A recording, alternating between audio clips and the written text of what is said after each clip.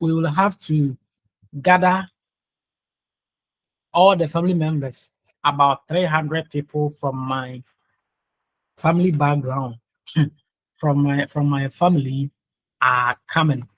300 people. Hey, then if if you should meet something like this, then you demand you should either be a lotto guy or you are going to feed 300 people for one marriage. Oh, guys, is that not a burden? Is that not a burden if you should find yourself in such a situation where you are going to do, let's say, traditional marriage, and also after that move forward and go and do, let's say, white wedding? Then by the time you realize you'll be feeding about 1,000 people.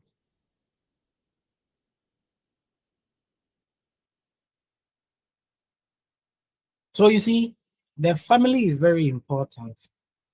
And these are some of the values that the family comes together. All of us come together. No one is left to be on his own. When this one is affected, all of us come. When this one too is affected, all of us come.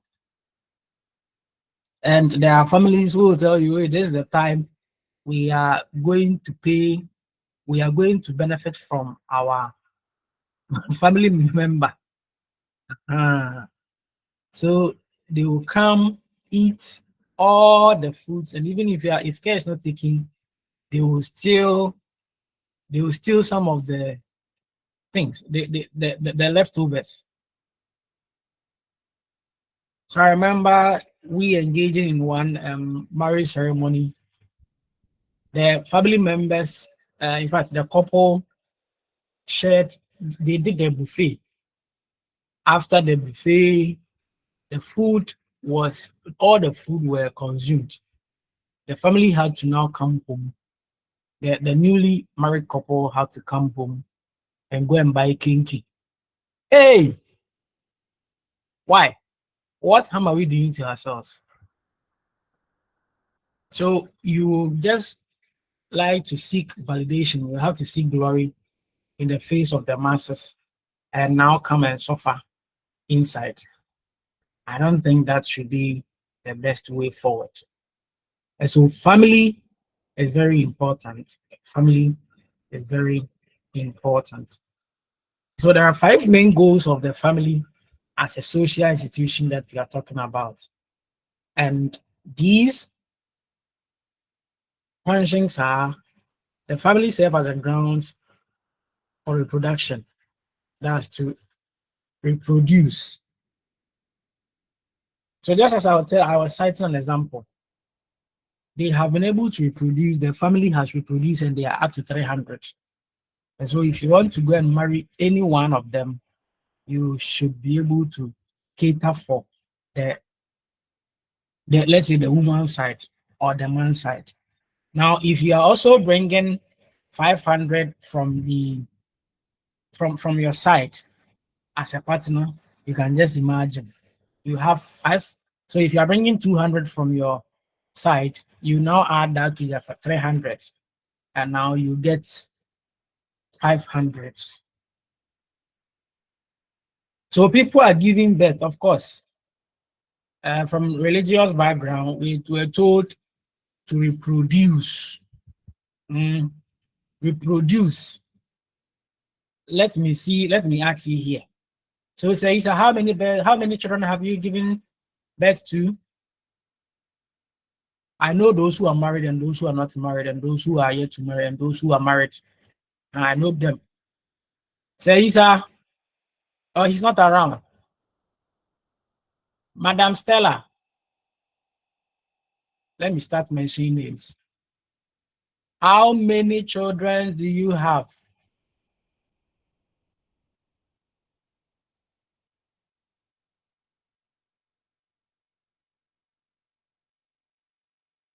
Oh, it's not part of the lecture.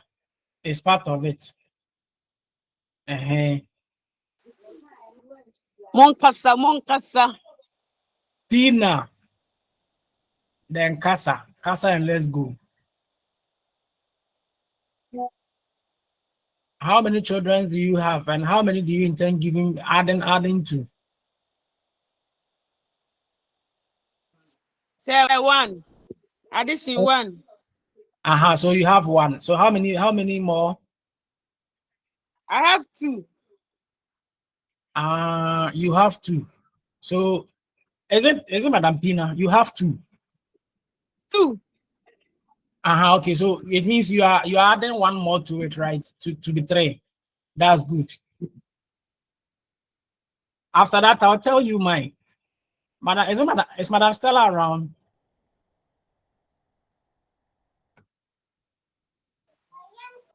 Madam Okay. Stella is in the meeting. Madam Esinam, how many children? So the family is supposed to reproduce. Give birth.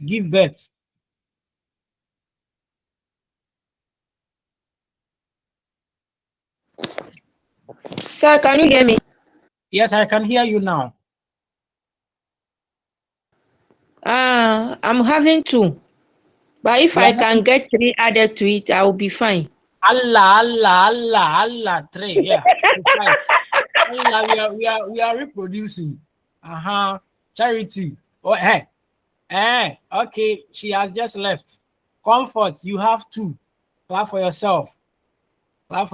Well, and how many do you intend adding?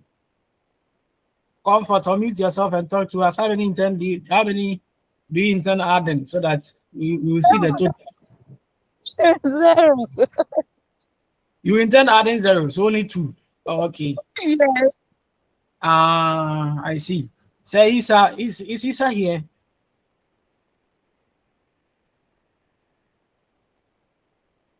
I met one Alhaji, and Alhaji told me that he had given birth to 19, and the 20th born was in the stomach coming. I said, wow, you have done well.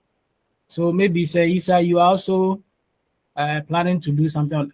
Say Isa is not online. I see him more. You don't want to talk. Okay, so for me, I will also want to give birth to about 18.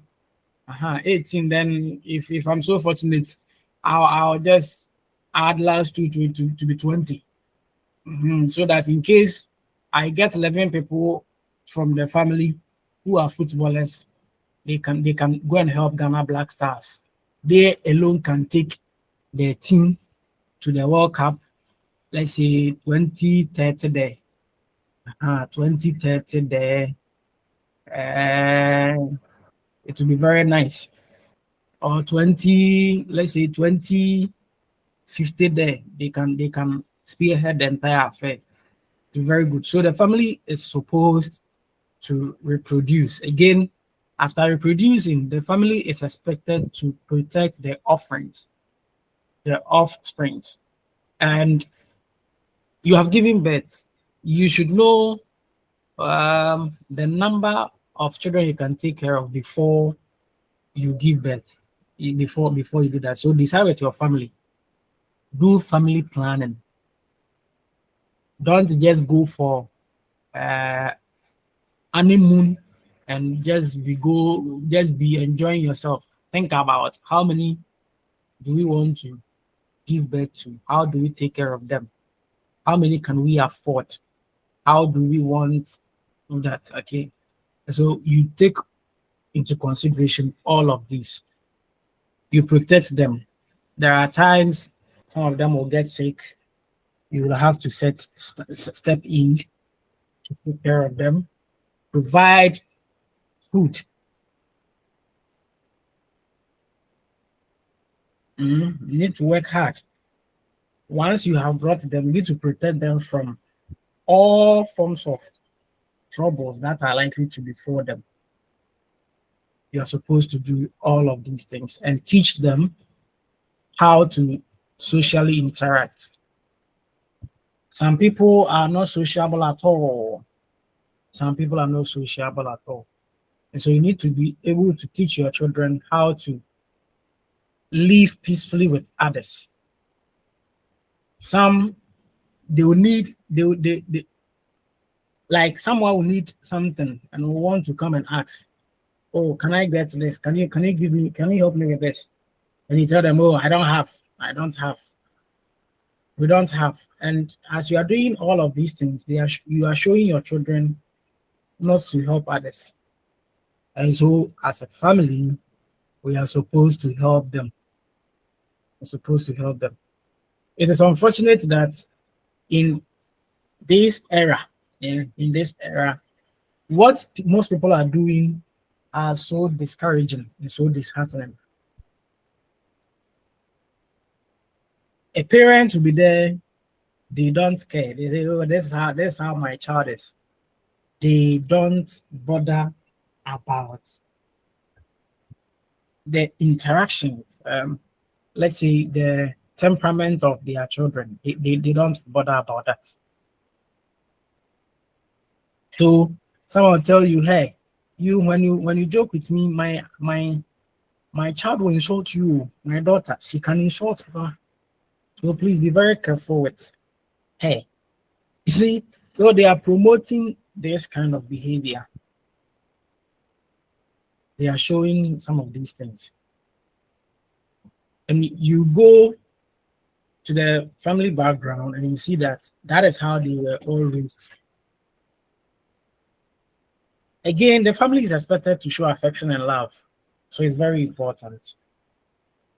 Show love. And where the individuals are not working, it leaves pressure on the individual. But then, no matter the circumstance, we are supposed to show affection and love. That's solidarity. So when a person told me, okay, so for me, when I'm going to get married, I'm going to expect about 300 people. I said, really? You alone, your family is, then why?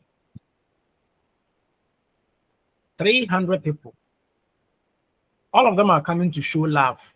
All of them are coming to show their support, their affection to the one person who is getting married. Of course, it is traditional. And so and that is what makes Africans so unique. Africans so unique. So you cannot do that. You cannot put that thing aside. So if you're a man and you find yourself in that situation, you ask yourself, can I afford? What is the best way forward? Then you have to go and buy about 5 sacks of, let's say, maize. That's on the day you are getting married. Then you just make condo out of that. So some are eating banku. If you know you'll be getting married, let's say 6 months to come, just go and hire land. And on the land, try to grow some okra, and get some garden eggs and get some basic ingredients that you think you can use. So you get your maize, 5 sacks of maize ready. So you prepare it, all of them will come and enjoy from it. Of course, once you want to go and get married from that family, it's very important. And it's a way that you show that you also care. That's what you can do to help the family. Now, the last goal is to also teach offering how to function in society. So mostly you see that men, when they are young, the boys will be learning from their fathers, and the ladies too will be learning from their mothers. They have been doing all of these things. So to assume responsibility, it will have to come from the training or the teachings of the family. So there is a family where they will tell you, oh, for us, we take care of our children. Some will tell you, we also don't take care of our children. So it depends. It depends.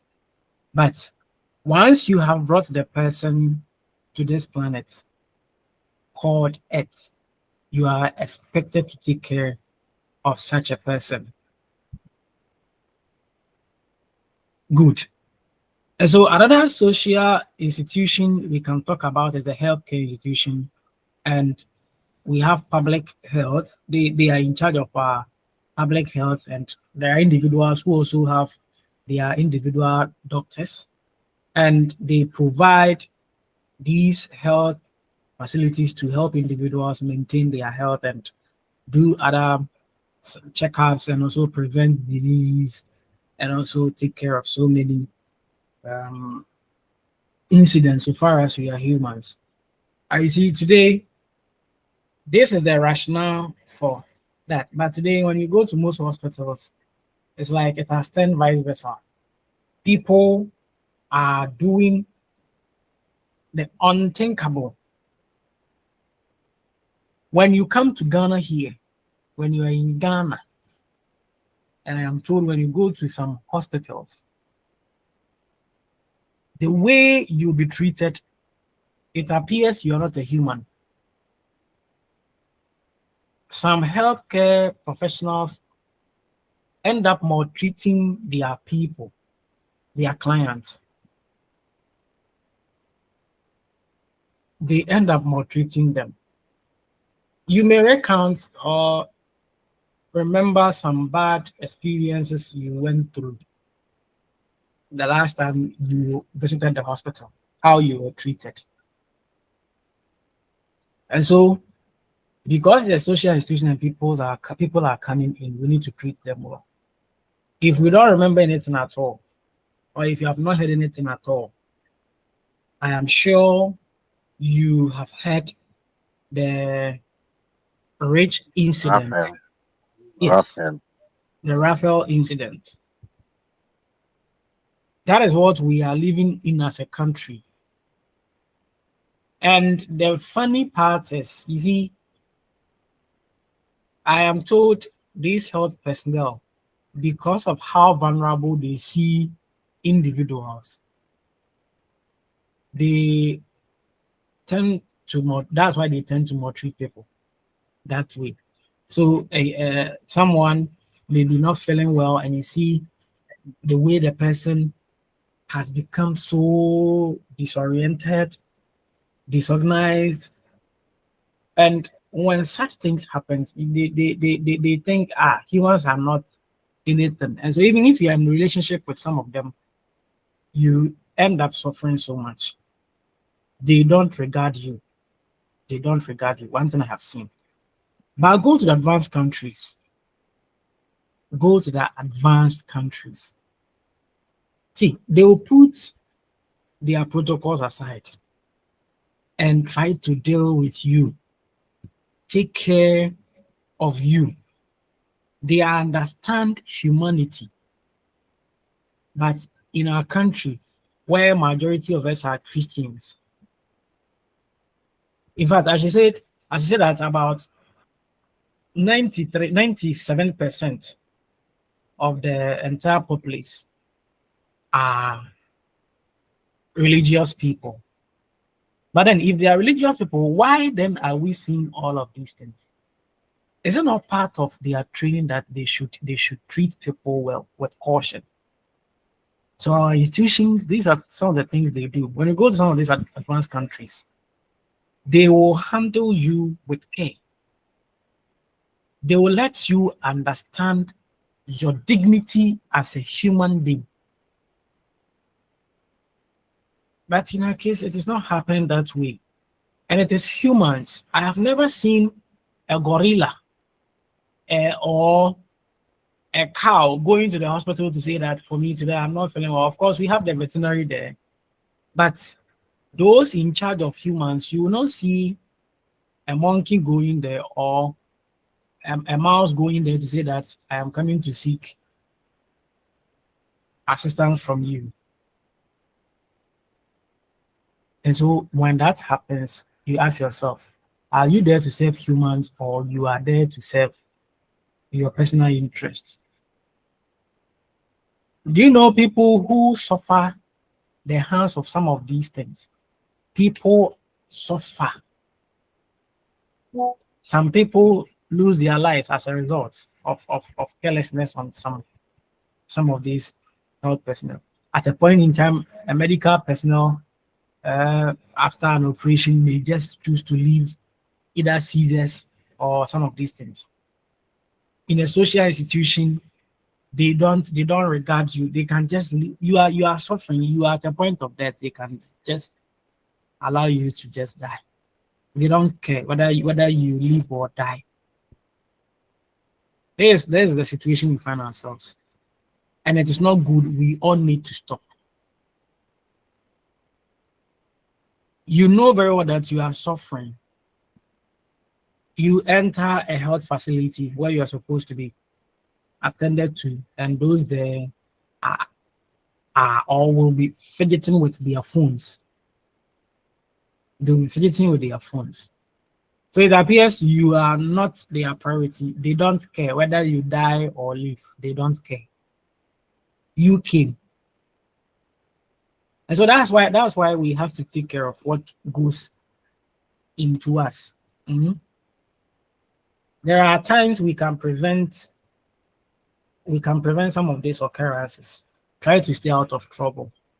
But there are accidents and there are unexpected occurrences. So you may fall victim to some of these things. But then there are some minor things we can prevent on our own. What goes into you determines your life.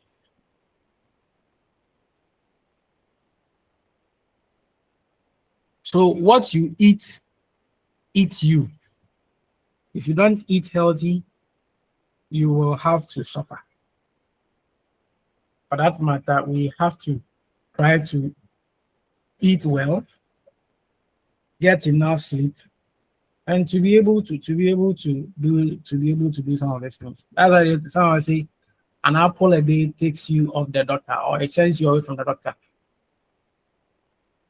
It's very important. So health institutions are also there, and they all contribute to the well-being of the society. We also have religion and organized religious rituals and practices can be traced back, we told, to ancient times, since humans began to form social institutions. And religion has been considered as a reflection of the need to the established norms, values, and morals, as well as the need to belong to a social institution. And that is why we were talking about sociological perspectives in religion, or sociology of religion.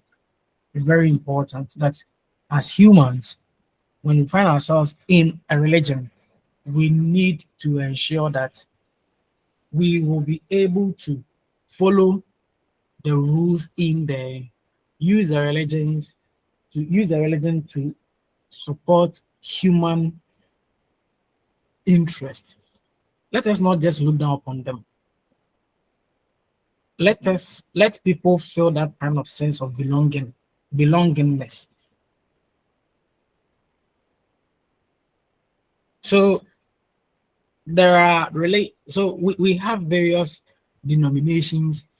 You see, they have this welfare in place that they use to take care of the individuals. They used to take care of these individuals. And so all of us need to be able to contribute to such things. It's not always the case that we are going to buy a car for the pastor, going to build for this, going to do that. But the individuals who are supporting, we need to help them. So funny enough, last time I was talking to one guy and he was narrating his ordeal. He is a prophet. And for him, the money he gets, he gives back. He gives it back to the community. And he was able to, so someone came to him that, oh, prophet, we want to do this. I want to go to school. They say, okay, take money, go and buy this, go and buy that, go and buy that. And the person comes back and tell him, my school fees, and I think my bag, I've not bought my bag. So can you help me? Then he started shouting, hey, hey, hey, why? Am I the one who gave birth to you? I accept the fact that at times, because our needs are insatiable, we may end up trying to break the boundary, putting unnecessary pressure on some of these things. But then religions also play important role. They are also social institutions that help people. There are times in my church we have what we call special needs. It's a special fund that has been set by the church, and we support individuals through school fees, hostel fees, in case you need money to start your own business. Or yes, they will give it to you. When you get money, then you come and pay it. We all contribute to that fund, and it helps a lot. There is also economic, government, legal institutes, and social integrity. They are all part of the social institutions, and the governments are responsible for certain rules and ensuring that people are obeying it after they've enforced some of these things, and they help to now bring the society together. Of course, if you're a leader or if you are a government, you should be able to unite the people. That is why some comments from some politicians at the end of the day will be subjected to critical scrutiny, and you see the people who don't regard such things, they will be insulted and they will be spoken to anyhow. And so that is that. Then we also have legal institutions who are set or put in place to regulate the society and prevent crime as they enforce the laws and the policies or the norms and the regulations. We also have communism, and that is a society in which all the property are owned by the public, are owned by the public. And everyone contribute to such things. Then we also have socialism, so where all individuals share equally in economic resources as allocated by a democratic. So I think the first one has to do with the individuals. So communalism is the individuals owning their own properties, and the socialism, they all enjoying the national cake as expected of any democratic government. So with that one, there should be a fair share. You don't say that you didn't vote for me, or you did this, you did that, or you are that, so we will not consider you. All of them are supposed to be factors so far as socialism is in charge. Right. The last thing we will talk about is the characteristics of social institutions. And here, the first thing we can talk about is the institutions are control. They are the control mechanism. What do you mean by that? So, like the government and all the social institutions we have seen so far, they all control the behavior of people. They are in charge of controlling the behaviors people demonstrate. That is, they are set up to protect this. So if you want to talk about the security personnel, what are they doing?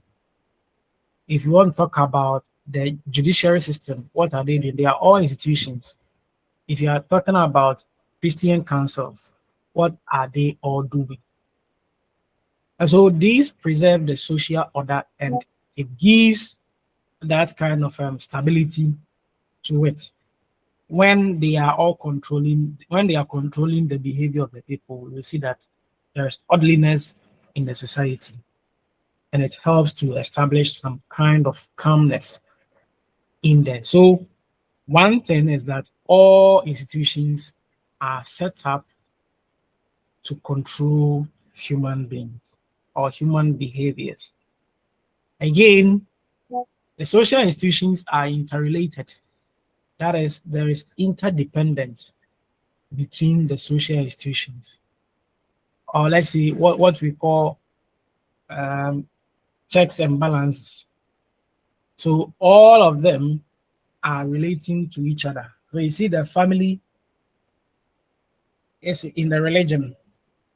The religion is also having some legal system, and all of these, they all assume rules. Okay, they ensure that the goals that they find themselves in the religion, the goals in that religion are met. And so they are all interrelated.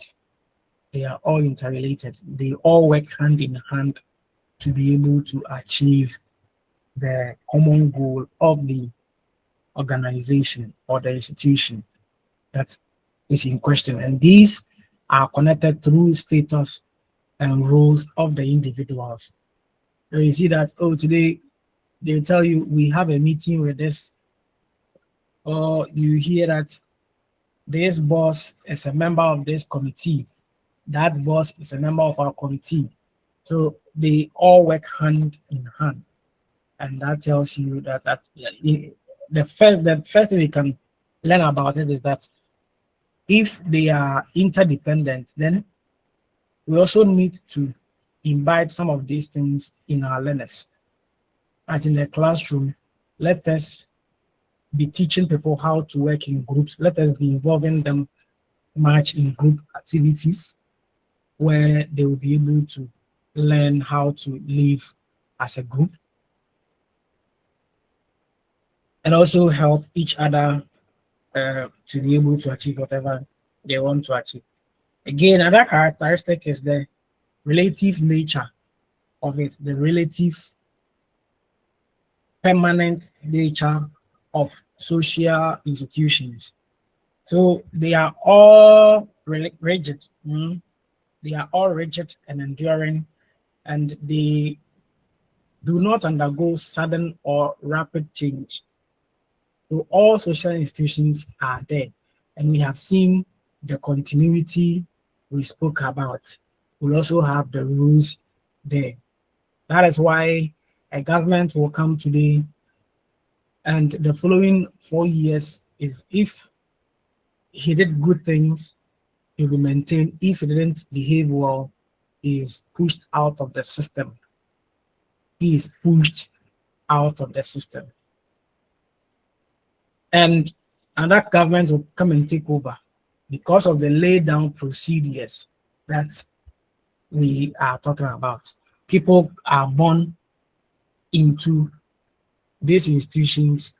The institution as an entity does not die, but the individuals will fade away. They will just come contribute their task or responsibilities or their quota. After everything is done, they now leave it and for other people to come and continue. So changes here take place slowly and gradually in the organization or in the institutions. For that matter, you can say that institutions are the great conservers and transmitters of culture. So when you take the government as an example, they have the laid down procedures. That's the way of life of running a country. They have the laid down procedures, established protocols there that any government that comes is supposed to use. And so that is it. If we want to continue to get the peace we have been enjoying, there should be a parliamentary body that decides that, okay, we do this, the individuals come, they follow this laid down procedures. It should be codified. I mean, it should be written down as a working policy that everyone will come and continue. If some of these things have been put in place, I am not sure most of the projects that we have been engaging in as a country or have been left in bushes.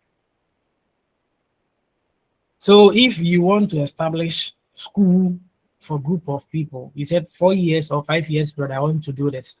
Now, unfortunately, 4 years after being voted for, people said, no, things are not going well.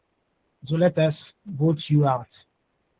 It wouldn't happen that because you said 5 years and you've not completed after the 5th year, a new person will come and say that, oh, I'll not be able to continue. So I'm going to start mine afresh. Wherever the person or the body was on it, when the new person takes over, the person should continue to achieve it. After all, we want the organization to achieve its goals, but rather not to cause financial loss to the organization we find ourselves. We want to conserve and preserve the culture of this heritage. And so we don't say that this is not good if we can just pick a portion of it and make some amendments and rather ensure that we socialize it or we pass it on to the future generation. We will be able to achieve such things. Then social institutions also use symbols. Now, we have what we call organizational culture or school culture. What is organizational culture or the school culture? That is a way of life, the way we go about our things in the educational setting. And so all institutions have unique symbols. The symbols may be words, the symbols may be drawings. And these symbols at the end of the day push or encourage people to do all this. We have groups, we have leaders who are symbolic leaders. For them, they are so interested in getting symbols, letting symbols speak for them. People look at some of these things and they say, hey, then let us rise and do some of these things. And so is it the coat of arms? Is it the Ghana flag? Is it the national anthem? All of these things are symbols that ginger people to be able to do greater things. So you see such organization, these people, where the moment the leader takes over, you see that the leader is having a slogan or a short phrase. Sure, we can do it. Sure, we can do it. Something like this, or there is nothing too hard for a UCC product or a UCC graduate. The moment you hear some of these things, it is just going to ginger you, even when you feel like, let me end it there. Let me put a stop to it.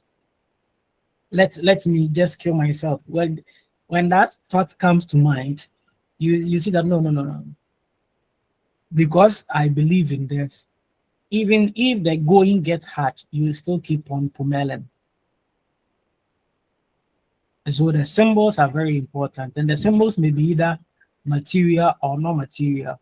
By material, I mean things that we can see, we can feel, and things that we can also see. That so this is where the slogan comes in. So you go online, you look at some of the symbols, and you go to some organizations. They say oneness is good, unity is strength, education is power, no contribution, no chop. So all of these things, they are symbols, but then you not see them written. So symbols comprises both material and non-material things. And a school may have its own flag, and may have its own uniform. It may have its own badge. Hey, go ahead, Dave. Uh, so what was your badge? What was written in front of it? What was written in front of your badge? Do you remember? Do you remember what was written in front of your primary school badge?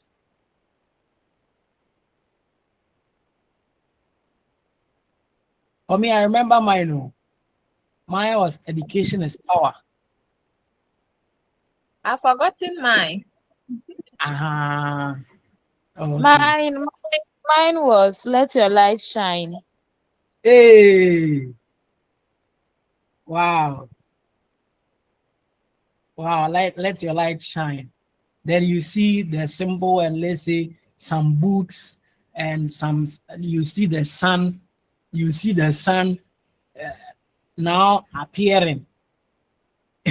No, Hey, mine was rising was like a rising sun. candle. Mine Yours, was it wow, was wow.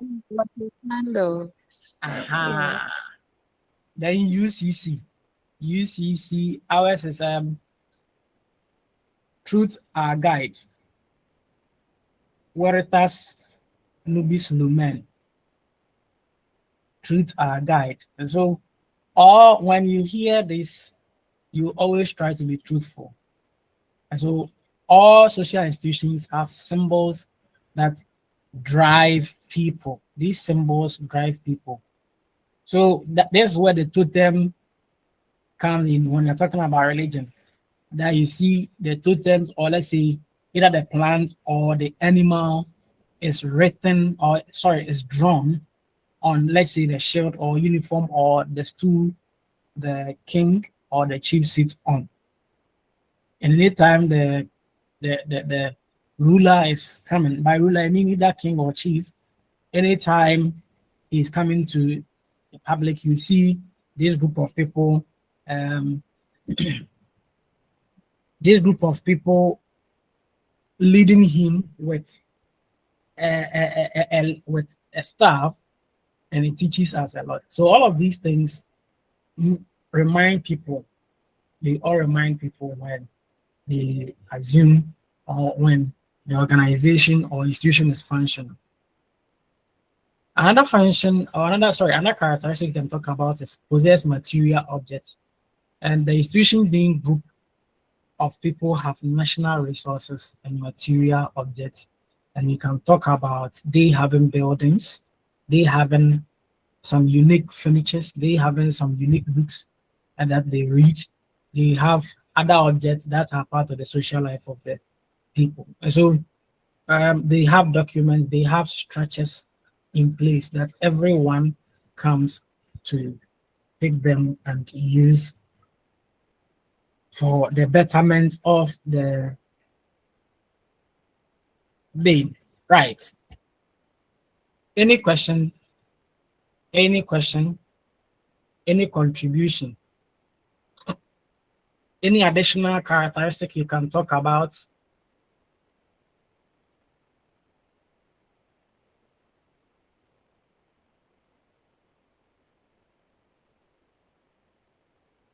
Okay.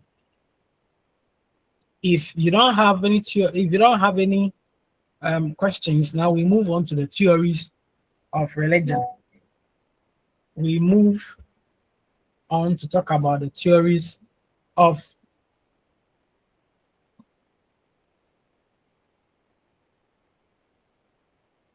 the sociological theories of religion. And in here, we shall see, well, we shall look at the conflict theory by Karl Marx. We shall also talk about functionalism and other interesting issues. So let us start by looking at them. So modern sociologists have applied theories. Don't forget that the field started looking at some minor issues. Now they've grown to where they are now using theories to explain some of the social phenomena. And it is a field that keeps on evolving. And so their views offer different lenses through which to study and understand the society. And we can talk about functionalism. We shall also talk about the conflict theory. We shall talk about the symbolic interactionism. And the fact is, you cannot isolate theories from sociological perspectives of religion. You cannot do that. These theories serve as the explanation ground or the fortress or the avenue to explain certain behaviors. So let us look at them. The first theory we can talk about is functionalism. Functional or function. Okay, function. So with this theory, the theorizers or those who propounded it contend that religion serves several functions in the society. And we know the functions of religion. We know the functions of religion. But then if you look at it critically, we can say that, yes, indeed, religion plays important role in it. And religion depends on society for its existence, as well as its values and significance. That is why we say there is a relationship between religion and society. Religion, one way or the other, influences the society. And the society also, one way or the other, influences the religion. And so from that, we can say that religion plays an important role. Now, everyone is supposed to mention some of the functions of religion. That is what we are saying, that for the theorizers, they are saying that religion serves several functions in a society. So what are some of the functions of religion in a society? I know they are here, but then let us see. What are some of the functions of religion in society?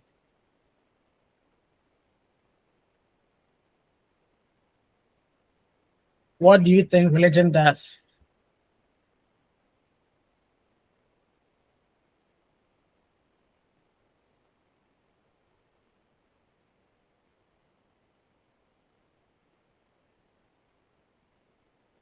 Who is talking?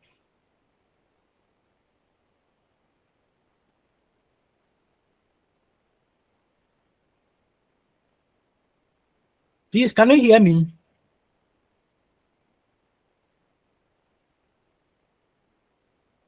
Okay, Sir Batsman. Why? It appears all of you are tired. Are you tired? If you are tired, we end the lecture here and go and sleep and continue from 10 p.m. Okay, I can say that religion brings about unity in our society. It brings people together by creating shared values and traditions. So by so doing, Okay, there's cohesion between people in a society. Thank you. that's amazing. That's good. That's good. Who else? Yes, sir. Who has raised a hand? I cannot see well. Okay, so Sir Luis. So, one of the functions of religion is they bring in society moral guidance. So, talking about Okay. moral guidance, they instill morality in the people found within a society as to how to know what is good or bad. Okay. So And I think this question. emotionally too, they also give a reason to life to people in a society. Because when you look at so many religions, as a typical example, Christianity, they just looking at their doctrines and other things, they give reason of life to individuals in the society. Okay, that's amazing. So you are talking about the purpose. Okay, good. Who else? So we assume that this question has been asked in exams. How will you answer it?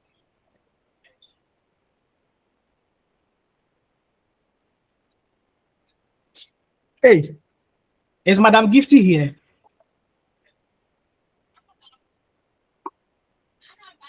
Okay, Pina. Please, can you say that it creates bond between people? Yes. So it creates that sense of belonging. Sense of belonging. So Batman. Yes, sir. Yes, sir. It also helps in emotional support. For instance, when people lose their loved ones through religion, we are able to comfort those who are bereaved and those who are going through stress. Okay, that's good. What else? Is that all, Sir Louise? Okay, so they also help in community service. So you see Methodist, SDA, Presbyterian schools in most of the communities helping children or people in community to educate their words and giving knowledge to people. Also, on the side of health, we have hospitals and clinics that are for religious organizations like Presby, Methodist, SDA, and other stuffs. And on the other hand, too, I can say they promote, they help preserve our culture. In the other way around, looking at African traditional religion, they help in assisting the continuity of a culture in a society. So when you talk about festivals, when you talk about some of the essential rituals that is being performed by the indigenous in our society, is being preserved by religion. Thank you so much. You have done well. You have done well. Madam Pina, so your hand up, or that's how your hand is. Aren't you tired?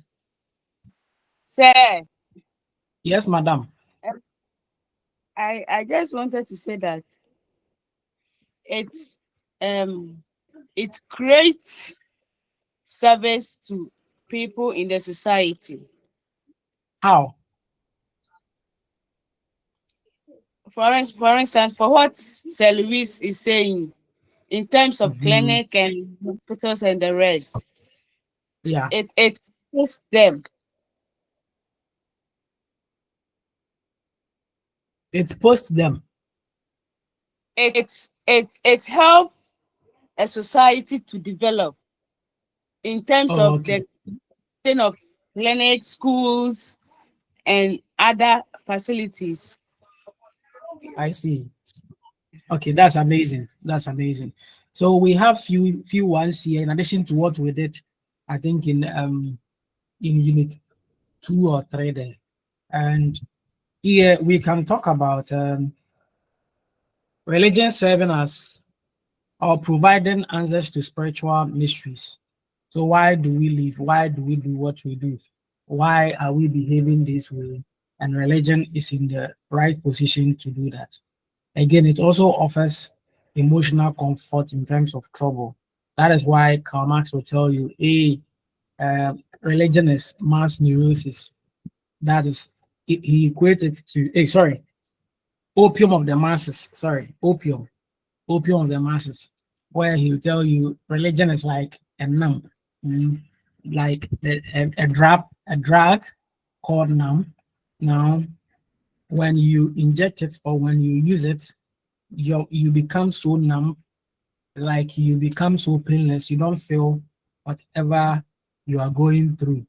And today people have turn into alcoholism because they think the problems they are going through, it is only through they taking or engaging themselves in alcoholism, that is when they will be able to survive whatever they have been going through. And so they do some of this. If you don't want that, then religion will have to come in to explain to you why some of these things. That reminds me a pastor who has always been encouraging, be consoling people that, oh, maybe your family member is gone. Just take heart, be bold, be bold, be bold, be bold. Don't cry, don't cry. Just leave everything into the hands of God. This pastor will be doing that. So one day, the wife unfortunately passed. Now the family members whom he used to console also came and were trying to console this pastor. Come and see. Oh, pastor, stop crying, stop crying. Your wife is going to the Father.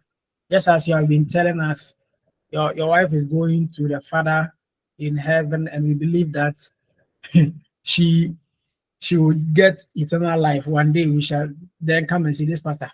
Hey, my friend, don't come and tell me. It is my wife in question. It's my wife in question who has died. So you see, he used to console the people. He used to comfort them. But now when it was his turn to be comforted, he said, no, it is it is not possible for him to be comforted. So religion does that. It also creates a place for social interaction and social control. So some people would like to go to church or would like to go to the Ummah just to be able to have that kind of interaction. They see friends there, and whenever they go, you see that whenever they are departing, then they feel so pain. And that tells you that religion is a powerful tool.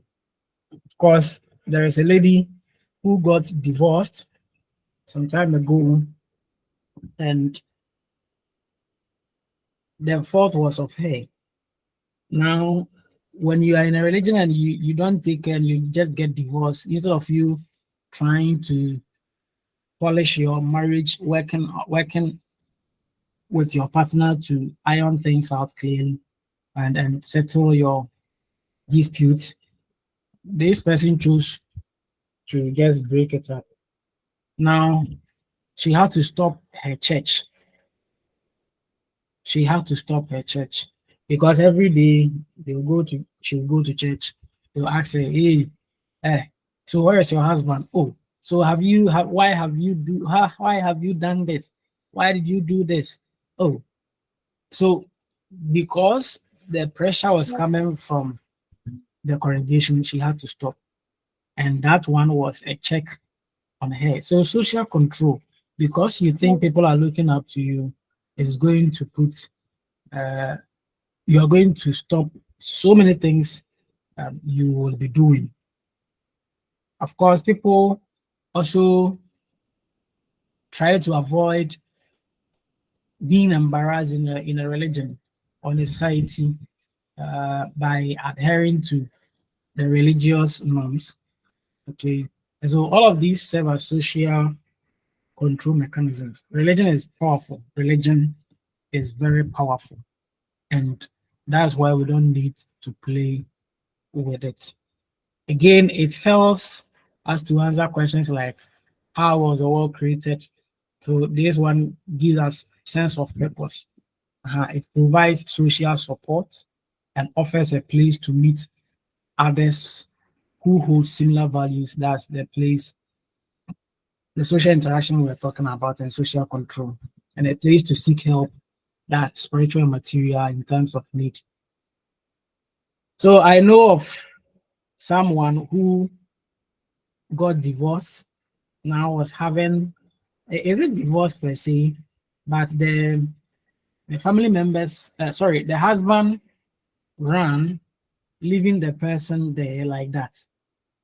And the church had to come in. That's the faith the person finds herself, had to come in to help raise the children. They were doing some silver collection to be able to help and they took care of that. So it's very good. Another, I saw a documentary some time ago. I think someone like Obofue, where he has been supporting the needy. Okay, so they support them, be it spiritually and materially. We have what we call intercessory prayer. So someone can pray on your behalf. Most of the successes people in various religions are dropping is because of people who are interceding or who intercede on their behalf. And so belonging to a religion is very important. Religion plays important role. It also reinforces social norms such as appropriate styles of dress, following the laws in your religion, conforming to gender roles, and regulating sexual behaviors. So dressing is very important. I remember some time ago, just right in front of me, one elder asked, was trying to discipline a church member. Said, "Hey, my friend, go back." I knew the house where the person was coming from was very far. But then he said, go back and dress well. Go back and dress well. So it is an undisputable fact that people dress anyhow, and religion is in there to control some of these things, just to teach people how to dress appropriately. And so you see that during deliverance session, the females, that's the women, whenever they are going to be touched by the unction of the Holy Spirit, you see that they, some people will be covering them with clothes and other things just to cover themselves. And this tells you that you are coming to meet your Creator, and He may want to do something in your life. He may want to touch you, so dress well. That is what it communicates, just to avoid that embarrassment. And time ago, a lady wore a puskelike. Usika besa, then so nebo. So a puskelike. A puskelike. So the lady was in town and was traveling and wanted to urinate. But I didn't know how to go about it. It was an open place. You see, women, the way the system has been made, you can just stand somewhere and just open it. If that's why skirts are meant for ladies, then the guys too, you can just open your flap and open the pipe, drag it somewhere. Then, so God in His own sense has created us in wonderful ways. Now come and see the way this lady was suffering. She has worn a puskeliki. She has worn tra, fitting one, of course, and with this short top showing her stomach. And now when it was time for her to go and urinate, she was feeling shy. Who are you doing? You are doing yourself. I was also traveling at a point in time when in a car, all of us were feeling so pressed. We wanted to just go and urinate by the roadside. There was this lady who started crying because she was thinking the guys could look at her buttocks. Can you just imagine? So why don't you dress well? You need to dress well. So there are so many things to do. You need to follow the rules. By following the rules, you now learn how to even control and follow rules in general, conforming to gender rules. I found to mention bad man. No. You see, they fail, most of them fail to learn from the house. And so it was one old lady who gave the lady, I think we were in Kumasi to Accra, and then that incident happened after we were returning from marking. We went for conference marking. So in the VIP bus, and that incident happened. So it was a lady, an old lady, who set in to help to get a cover. And so let us be using our skirt and let us be using our tra. I think that will help us. So religion plays an important role in some of these things.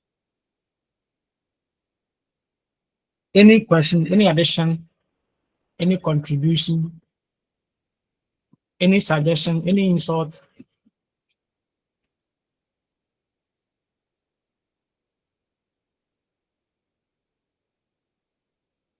Right. If we have seen the functionalism theory,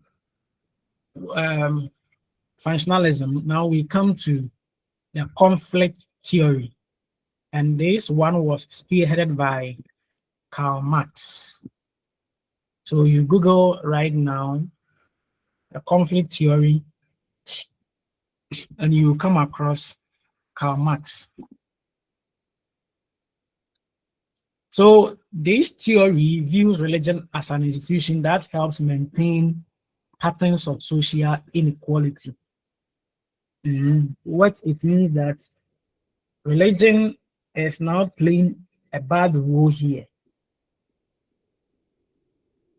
Religion is playing a bad role in that religion is maintaining the kind of inequalities that happen in religion, in the various religions. How is this possible? So in the faith, we are supposed to be each other's keeper, be given equal treatment. But then, that is not the case. There are those who receive better treatment, and there are those who are not regarded at all.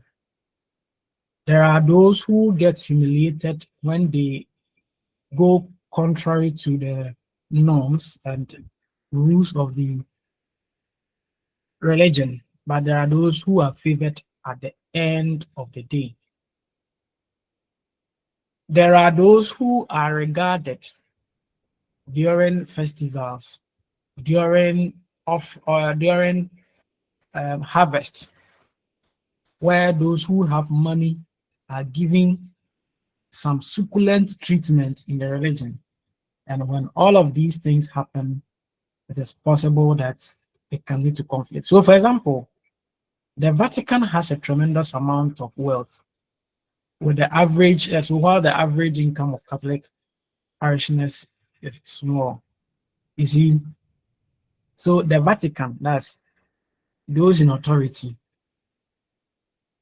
those up there, those in the higher rank have money, but those who are the believers don't have much. And this is not different from what we are seeing. This is the inequality we are talking about. Religion contributes to that. So there was this woman who had money. She was damn rich. She could use her. So anytime there was harvest, they were inviting her. Anytime they were doing some fundraising, they would invite her to come. They drained this woman. She'll come, she'll give you about 10,000 Ghana cedis. Hey. Now, when it was time, unfortunately, but I don't know whether it is the doing of the Lord or the doing of Satan.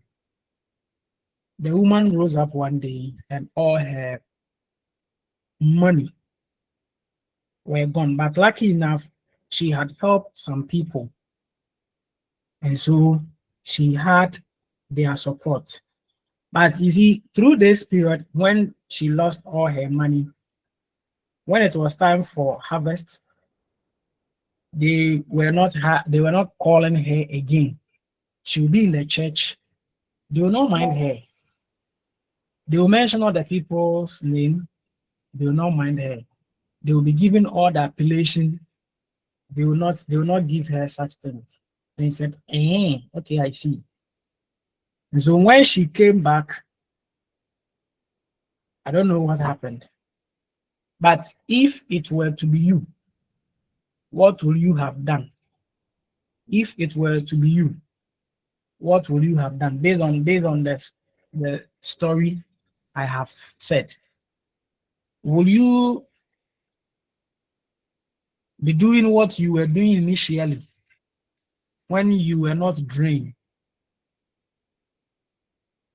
Or you do vice versa? Let's hear from you.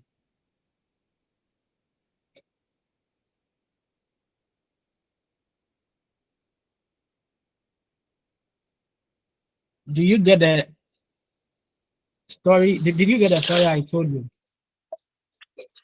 Yes, sir. Yes. Who is this, please? Sir, Is it Louis. Louise? Is it? Okay, Louise. Okay. What you are saying, I've gotten to touch with same situation in my church. Oh, I see. But yes, but unfortunately, the woman didn't lose everything. But the woman, like now, she's weak. She falls sick, and you can't do anything. She's now in a room. People have been feeding her. But for her own situation, uh, I would say neglected her. So when it's time for harvest and those things, now they don't call her again. But, but looking at the question that you asked, for me, if by God's grace I recover from my losses, giving to the church is something between me and my God. So for me, for instance, I will do that. I will still continue to do that because I know what I'm gaining from it. But looking at it from a human perspective, I will not do it, and I will never try it again. And these are some of the things that is happening in our churches, and it's even preventing people of paying their tithe and giving certain monies to support church projects and other stuffs. Thank you, sir. All right, thank you so much. If it were to be you too, what will you do? Let us share our experiences. Let us share our opinion on that. Yes, madam. Okay, for me too, I'll when I recover from my sick or any sickness, yeah. As Louis said, it's between you and your God. Looking at the human side, it will be annoying, but you are doing it for God, not for the humans or the church, people in the church, or doing it to like you're not doing it for human. It's between you and your God. So I will continue to contribute, or anytime they call me, I will do it. Okay, I see. So Hello, sir. yes, madam. If it were to be me too, after recovering, I will continue, but I will not let them mention my name again or being recognized. So Why? I'll just give, because it's not the church that I'm doing it for, but it's between me and God. So as they don't recognize me before I started again, they should continue like that. I will give, but Wow. nobody should mention my name. As simple as that. As simple as Yes, that. But why don't you want them to mention your name? because when I wasn't given to, my name wasn't mentioned. So why will I be giving now? You would like to mention my name. Whilst first I used to give, and you appreciate that. But when I wasn't given because of some situation, you realize that I'm not fit to be recognized. So you continue with that. Okay. You are not Okay. the one I'm doing it for, but for God. So it should be as it is. All right. All right. I get you. I get you so perfectly. You have said my mind. Uh-huh. Right. So all of you have done well. So you just consider that. Now, so in a religion, it will happen that you might have gone through a similar situation, and now this is where the individual believers, the adherents, will come in to be consoling you, telling you, oh, just take it cool. Oh, and today so many people are poor. So many people are poor as a result of some of these ideologies. So one thing it is so unique with this theory is that the theorizers, that is the developers of the theory or people who support this theory, have said that it is critical. mm, It is critical in considering how religion at a point in time will promote the idea that, hey, my friend, whatever you are going through, just accept it that way. Just accept it. Just be satisfied with it. No matter what you are going through, just accept it. Just accept it that way. And don't find any way to just overcome the problem, because it is something that whatever you are going through is something that has been ordained or has been is being taken care by God. You see, so they will tell you whatever situation you are going through, oh, just be content. Just be happy with it, because it is God who is testing you. Then we go back to the ancient time. Job. We know what happened to Job. Now, at the end of the day, we know what happened. So people, your fellow believers will be citing some of these scenarios to help you cope with your situation. And trust me, there are so many people today who are saying, oh, I am this, I am that, because of my religion, I am not doing this, and they are still stuck. They are still stuck in where at where they are, what they are. You know you are not happy with wherever you are, wherever you find yourself. Why don't you work hard? Why don't you make some renovations? Why don't you make some how do you call it, decisions to be able to move from where you are, where you think you are not happy with? Why don't you change? But then they will continue to be there, to be down there, all in the name of whatever you are going through, God sees it. Then there's a song that Jesus care when my heart wins, when I am in trouble. So someone will say, hey,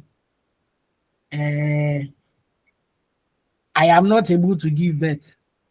If I'm not able to give birth, maybe there is incompatibility somewhere. Instead of you trying to find out whether you can get a different person to impregnate you, you're saying, oh, for me, my religion, that's how. Then you are growing. You are 35, 40 years, you haven't given birth, you don't have a husband. Instead of you making some amendments, or making some decision, you say, oh, for me, I am looking up to this. I am content with my situation. Whatever I am going through, it is well with my soul. It has been orchestrated by divine intervention. And so you will just be there. You continue to be there. Continue to be there. Yes, like Hannah's situation. But for Hannah, she was lucky. When it was time for her to give birth, she was able to get Elkanah, right? Did she born Elkanah?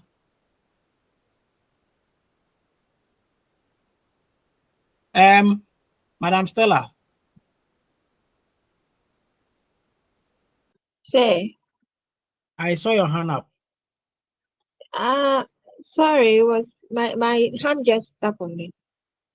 Oh, okay. So there are people who are stuck down there, and this power dynamic has been used by Christian institutions. And they will tell you, oh, whatever you are going through, it's okay. It's okay. Don't worry. God knows what you are going through, and so He will, at the right time, fight for you. And whenever some of these things get into people's mind, it's like getting honey and bread, or getting how do you call it? Getting your favorite food. People don't see the need to fight hard to just change their situation. And so for that theory, we saw that Karl Marx equated it to what we call the bourgeoisies. When you pick the material, you see the bourgeoisies in there. Have I given you the... Yes, madam. I want to use this practice that our dear Jehovah Witness do. Okay. I don't know if it's an example of this. So you share the example. Let's see. It's about the blood transfusion. Okay.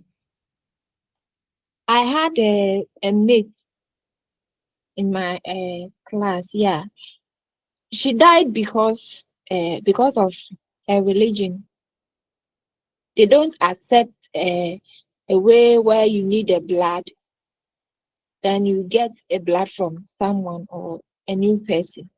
Because of that, he passed away. So can that be example of this theory? Yes. So people have been made to accept their situation like that, instead of maybe trying to jump the gun a bit to find solution to some of these things. And these are the causes of conflict. So yeah, we are just talking about the causes of conflict. Okay. So knowing very well that you need to protect yourself. Did you find out from the person that did the person want to live life?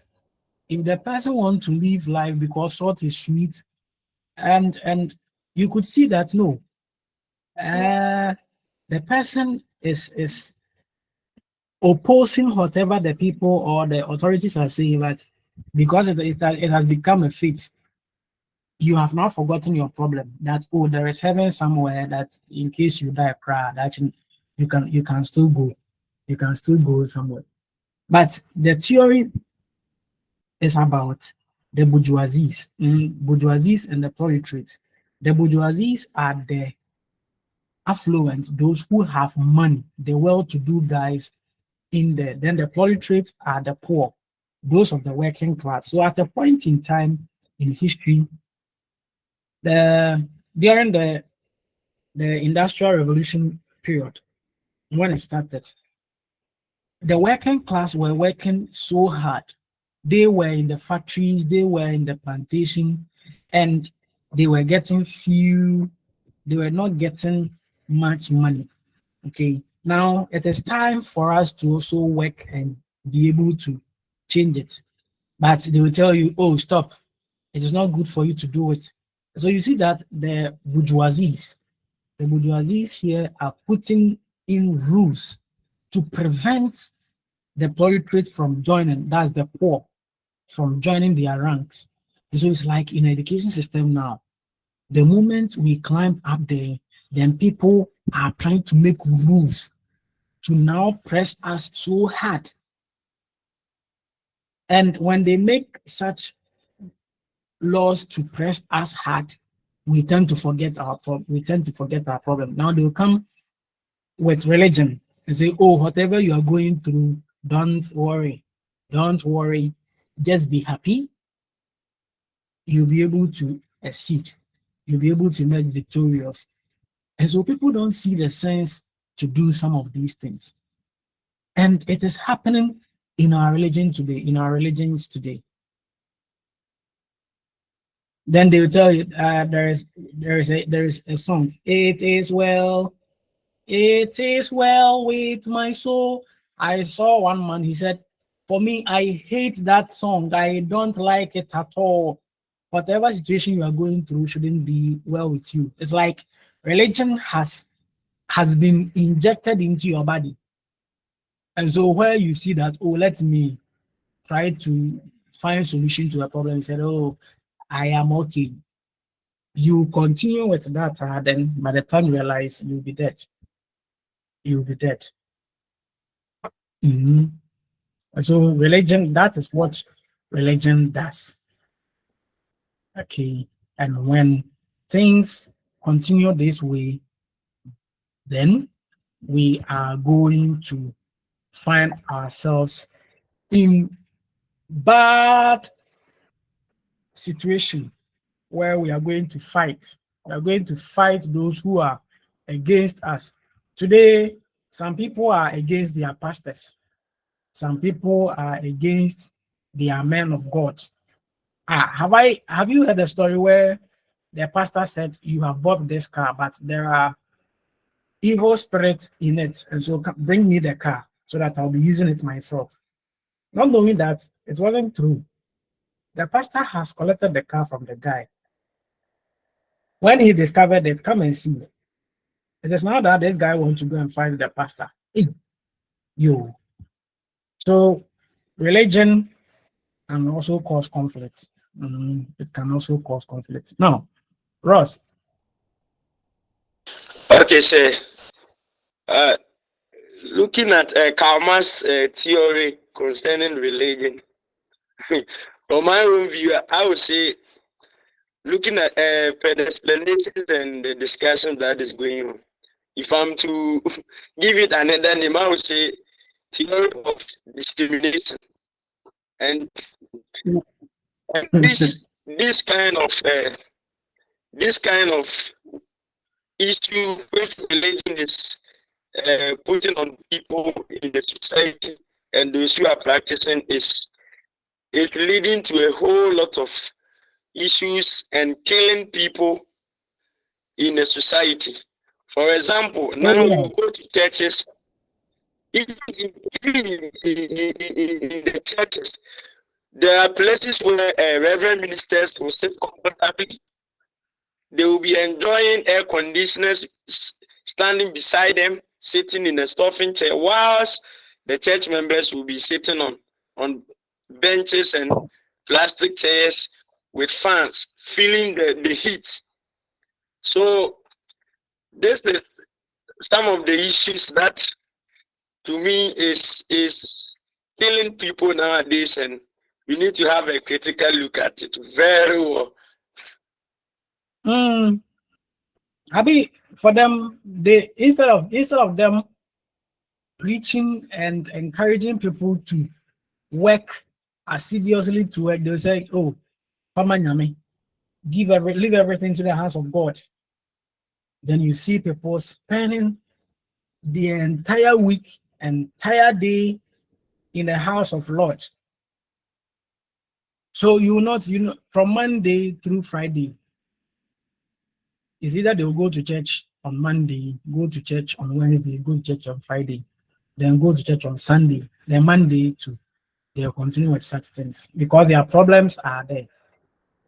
And some of them too they are under the bondage of some of these men of God. So whatever you be told, you say, okay, I am okay with it. You don't have any sense, you don't see any sense to fight to break yourself free. And it's a weapon, it's a weapon, it's a weapon. See, most of the time, I feel like, why are we behaving this? It actually fulfills the part of the Bible which says, for lack of knowledge, my people perish.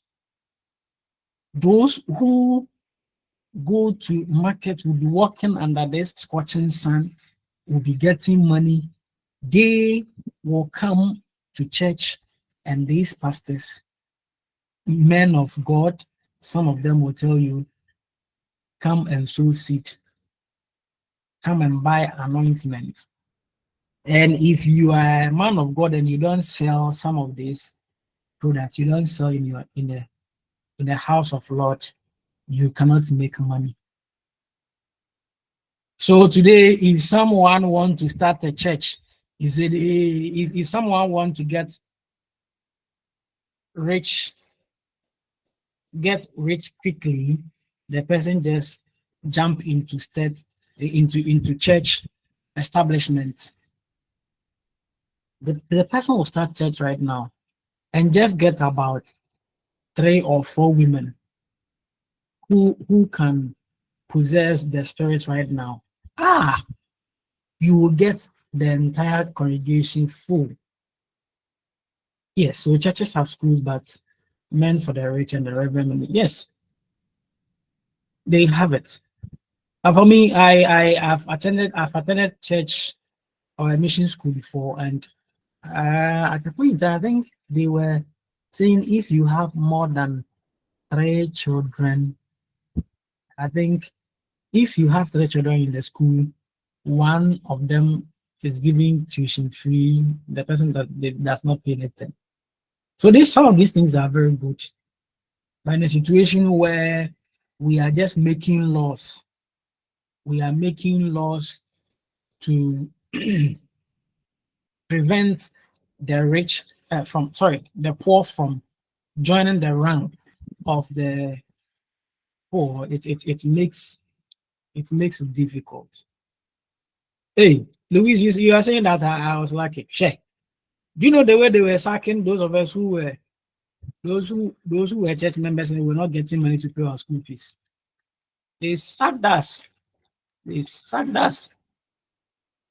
Private school, preparatory to be precise. They were sacking us.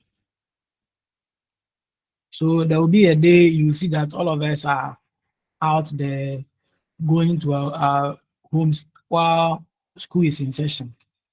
So we have really fought hard, and God has helped us to rise to this level. But then he's saying, religion, let us be converting some of these things into action. Let us make laws to favor all. Don't say that this person is a pastor's daughter, and so once she has been impregnated, we want to hide her dignity. No, that shouldn't be the case. It is not right at all. Let us not discriminate. So I side with Louise saying that theory of discrimination, of course, and some of these things end up leading to conflict. Because when people think they are maneuvered, they are being cheated on, when they realize it, they now tend to lose hope.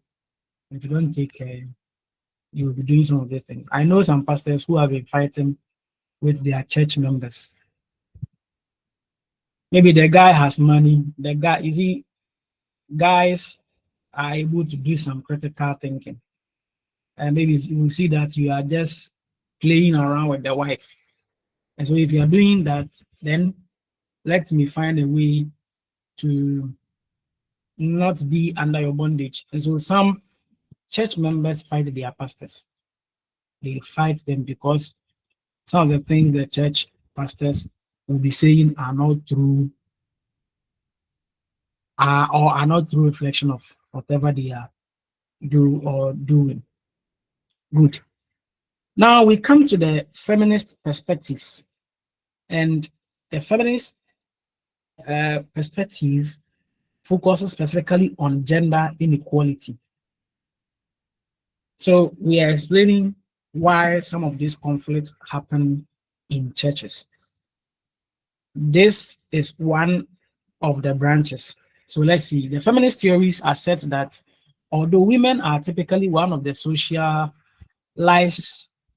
they are the ones to socialize children into a religion. They have traditionally held very few positions of power within that. And they also examine the power relationship that they exist or they exercise in various religious organizations. There are some religious organizations that tell you women don't have any role. They just sit and listen. You cannot rise to become a reverend minister. I think it's recently, in the last decade, when we started seeing females assuming ministerial positions.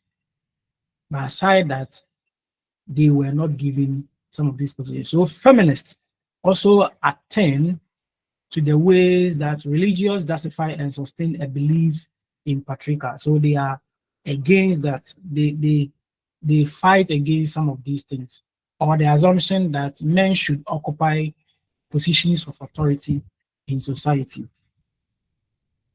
So some people tell you times are changing, and we need to allow women to come and also assume some of these roles.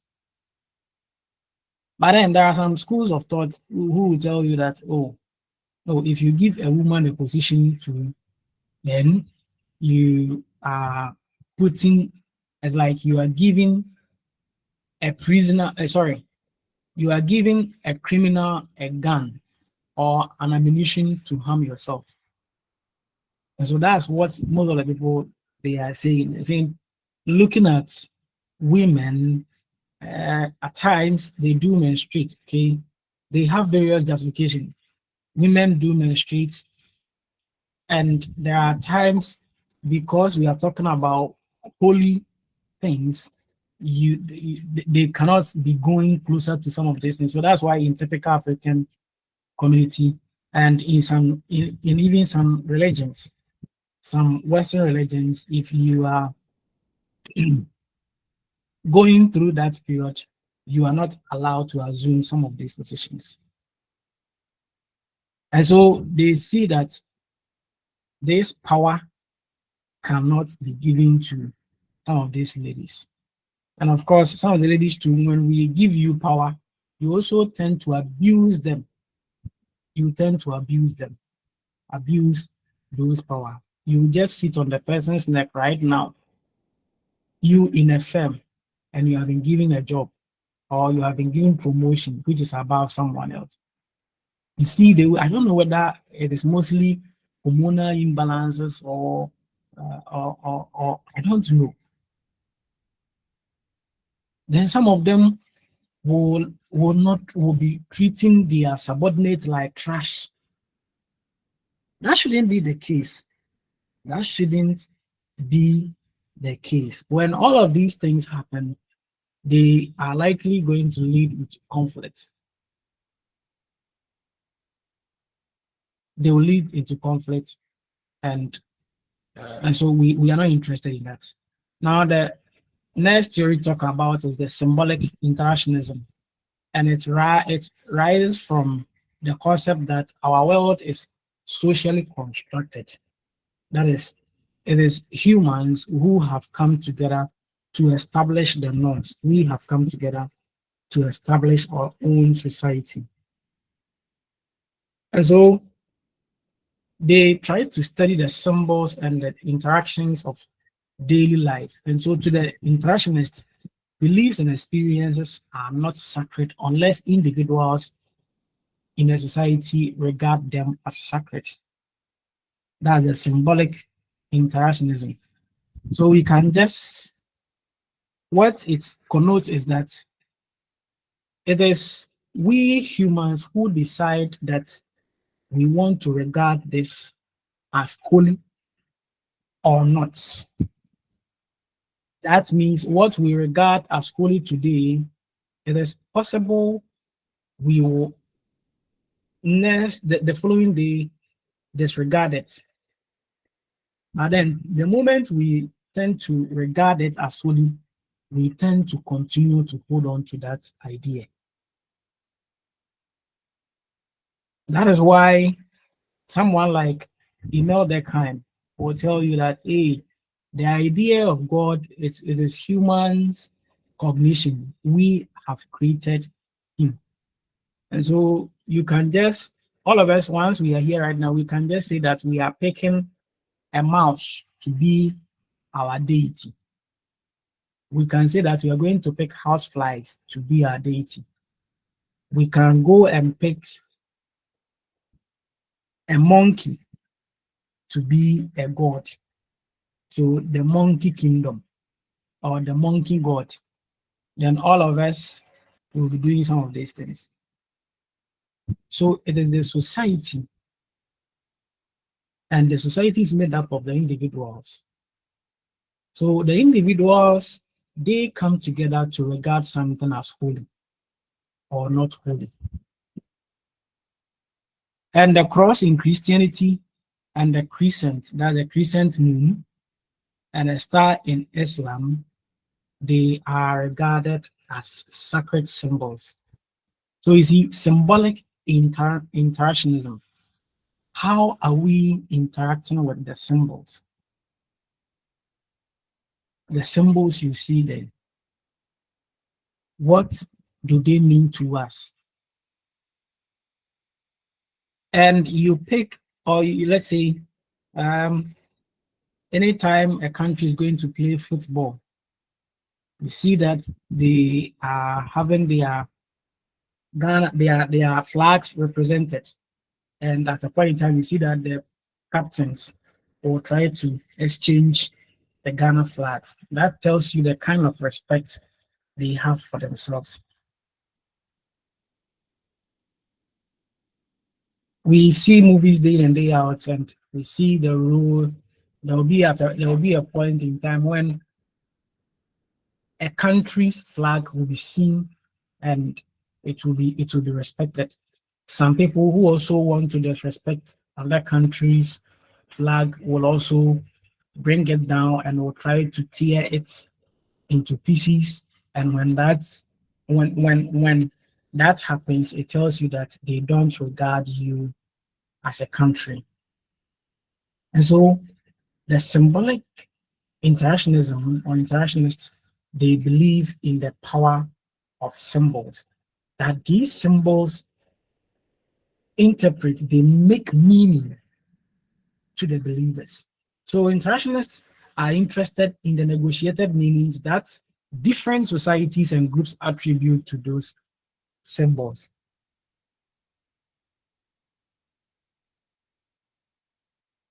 So if today our rich forest reserve, forest resources are being depleted, are being deteriorated, are being mashed out, then it tells you that we will have to consider our Ghana flag, the green nature, because we are spoiling it. We are spoiling it ourselves. The blood and toil of our fathers is also being thrown somewhere. That's the red part of it. So symbols are very important because interactionists study one-on-one everyday interaction between individuals. A scholar using this approach might ask questions focusing on this dynamic and the interaction between religious leaders and practitioners also is one of the things we can talk about. The role of religion in the ordinary component of every life can be spoken about as a symbol. The way people express their religious values is also seen in social interaction. So maybe when you hear our adage, what does it mean? And they all they are all studied by these religious interactionists. They are all interested. So what meaning are they making from this? What does it mean to be religious? Okay, so they are all interested in these things.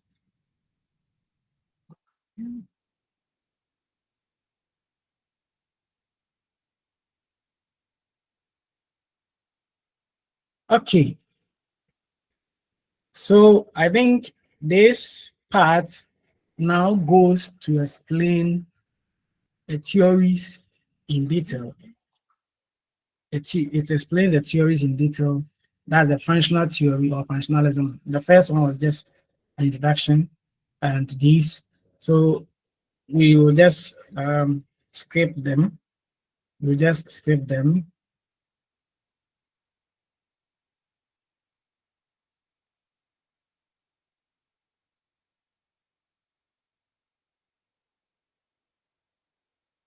All right, so let's go back and take them one after the other. So Durkheim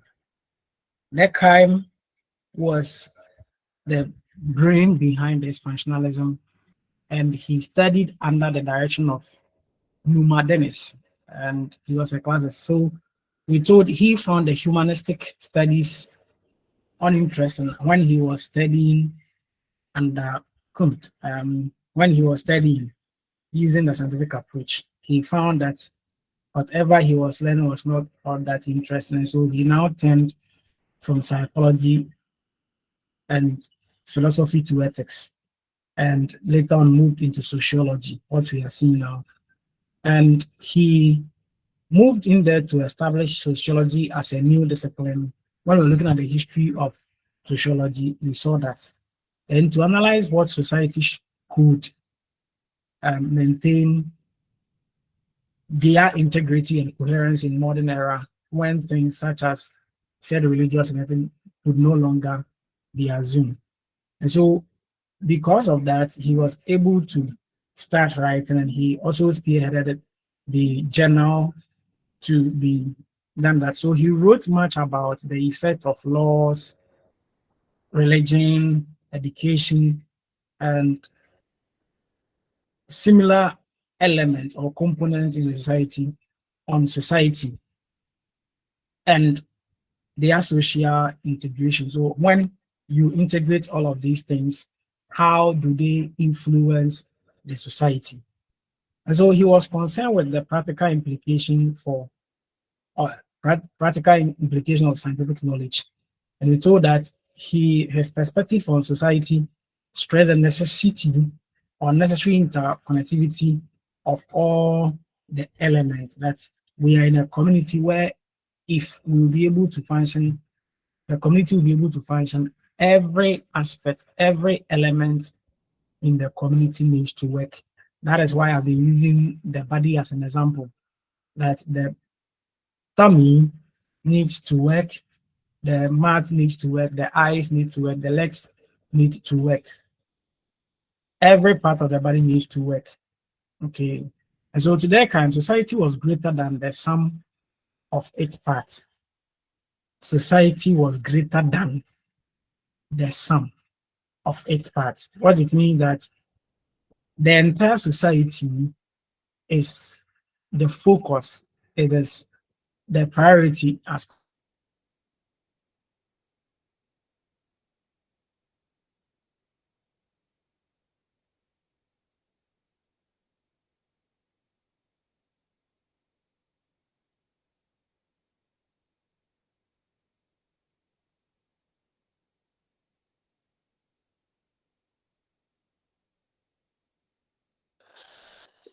Since I'm paying myself for Yeah, so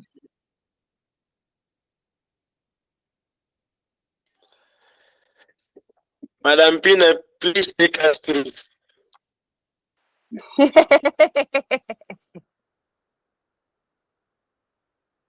be back. He will be back.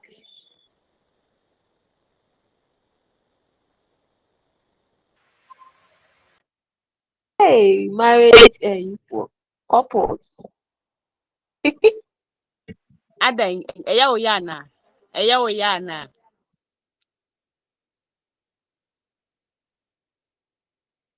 Yeah, Mr. Maya, I'm coming from girl, why? can you hear me? Yes, sir. Yeah, so Yes, sir. my network stopped abruptly. But I'm back. It Sure. stopped unexpectedly.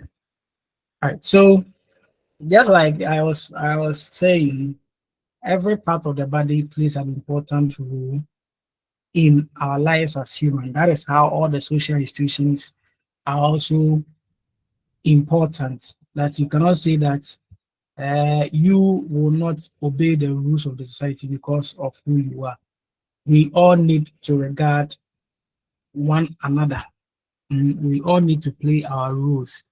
So, like the mouth, the teeth, the tongue, all of them have their roles that they are playing. They all have their roles they are playing, and all those parts are not greater than the entire human body. That explains that the society in general is very important as compared to the individuals in there. That is why we can say that this person has committed this crime, and because of that, we are sending the person to prison or we are fining the person. So Durkheim accepts that individuals' behavior was not the same as collective behavior, and that studying collective behavior was quite different from studying an individual's action. And so Durkheim called the communal beliefs, the morals, the attitudes, that's the entire group. He referred to that as collective conscience, as a collective conscience, that all of us have come together to agree that this should be the case, that should be the case. And for that matter, if all of us have come together to agree on that, we don't expect anyone to go contrary to such things. That's why he referred to it as collective conscience.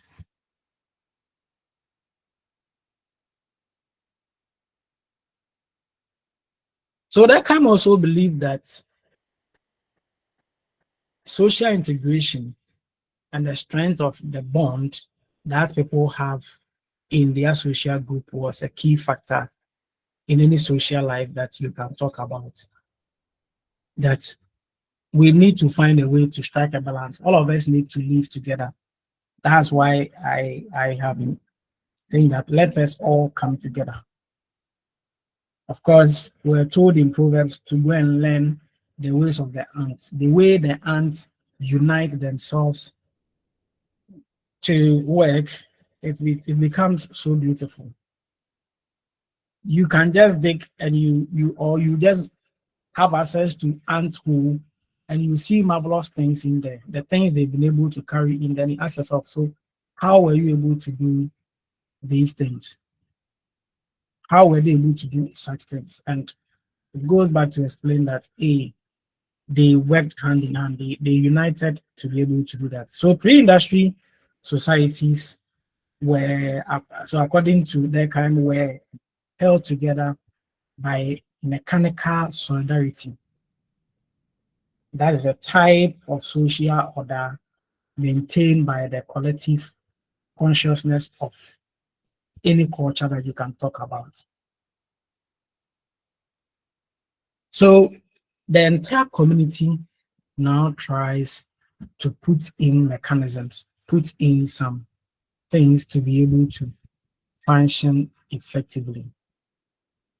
To function effectively. All right. So I think most of the things are self-explanatory. Now we come to division of labor. the division of labor, and the division of labor focused on the shift in society from simple society to one that is more complex. That there is a division of labor. And Beckham argued that traditional societies were made up of homogeneous group, that is group of people who have the same thing. They have the same beliefs, they have the same values, and they have the same background. So as at that time, they were all living together. If that is the case, then what then do we do? But then we told in modern societies, we are made up of complex division of labor, beliefs, and so in the classroom too, you are likely to have some of these different people with different abilities in the communities.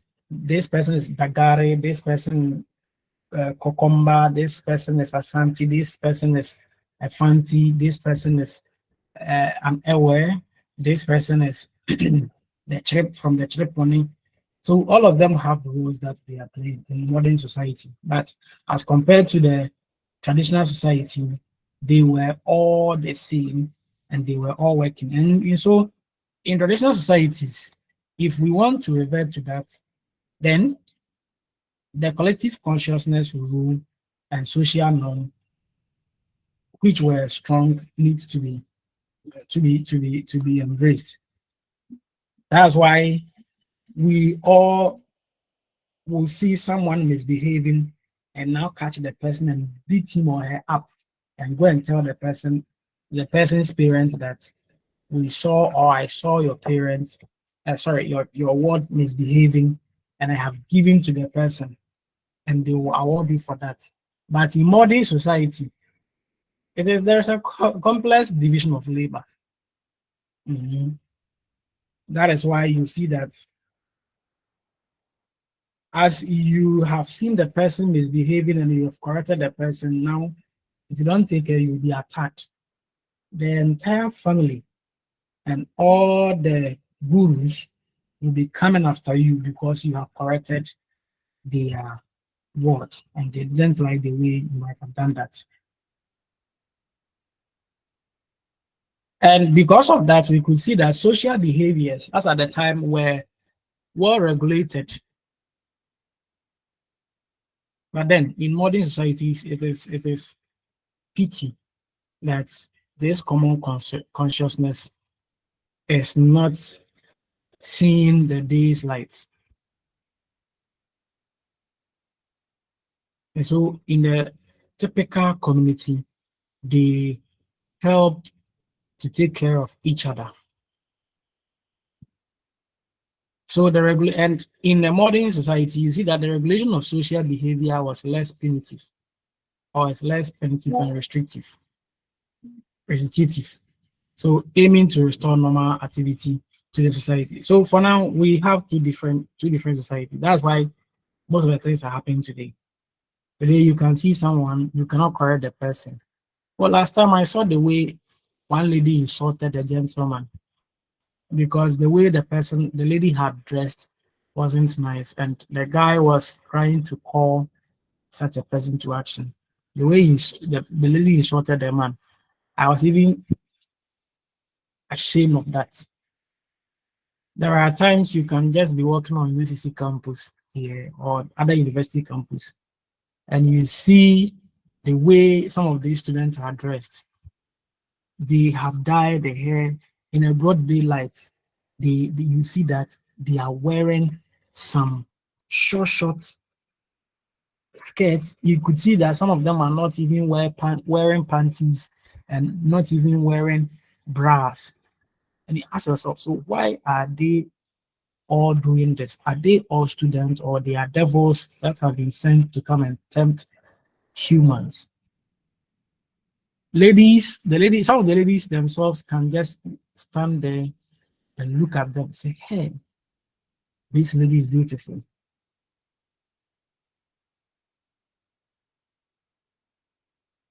And all of these people are going to complete school and what are they going to teach their people. That is why the CRS and RME is just there. But it seems the more we are teaching them, the more they are also doing what pleases them. So there is nothing we can do about that. So Now we have, yes, madam. it's even if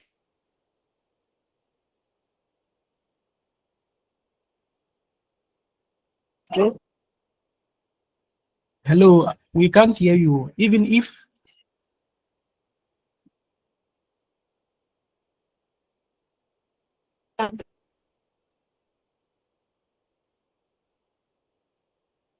hello,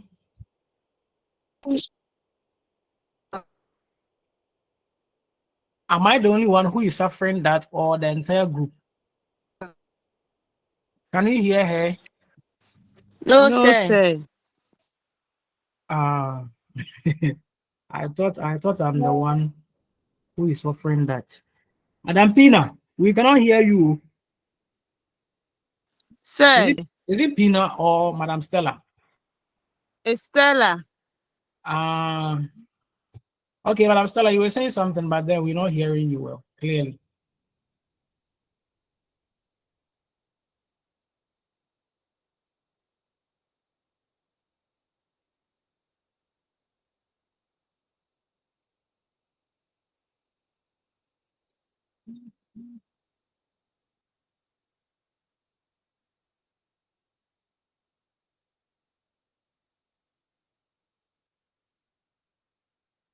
Hey, Madam Stella, we are listening to you. Out of bounds. Her network. I see. Is it possible for you to exit and rejoin? Okay, so as she's working on that, we want to look at the educational implications.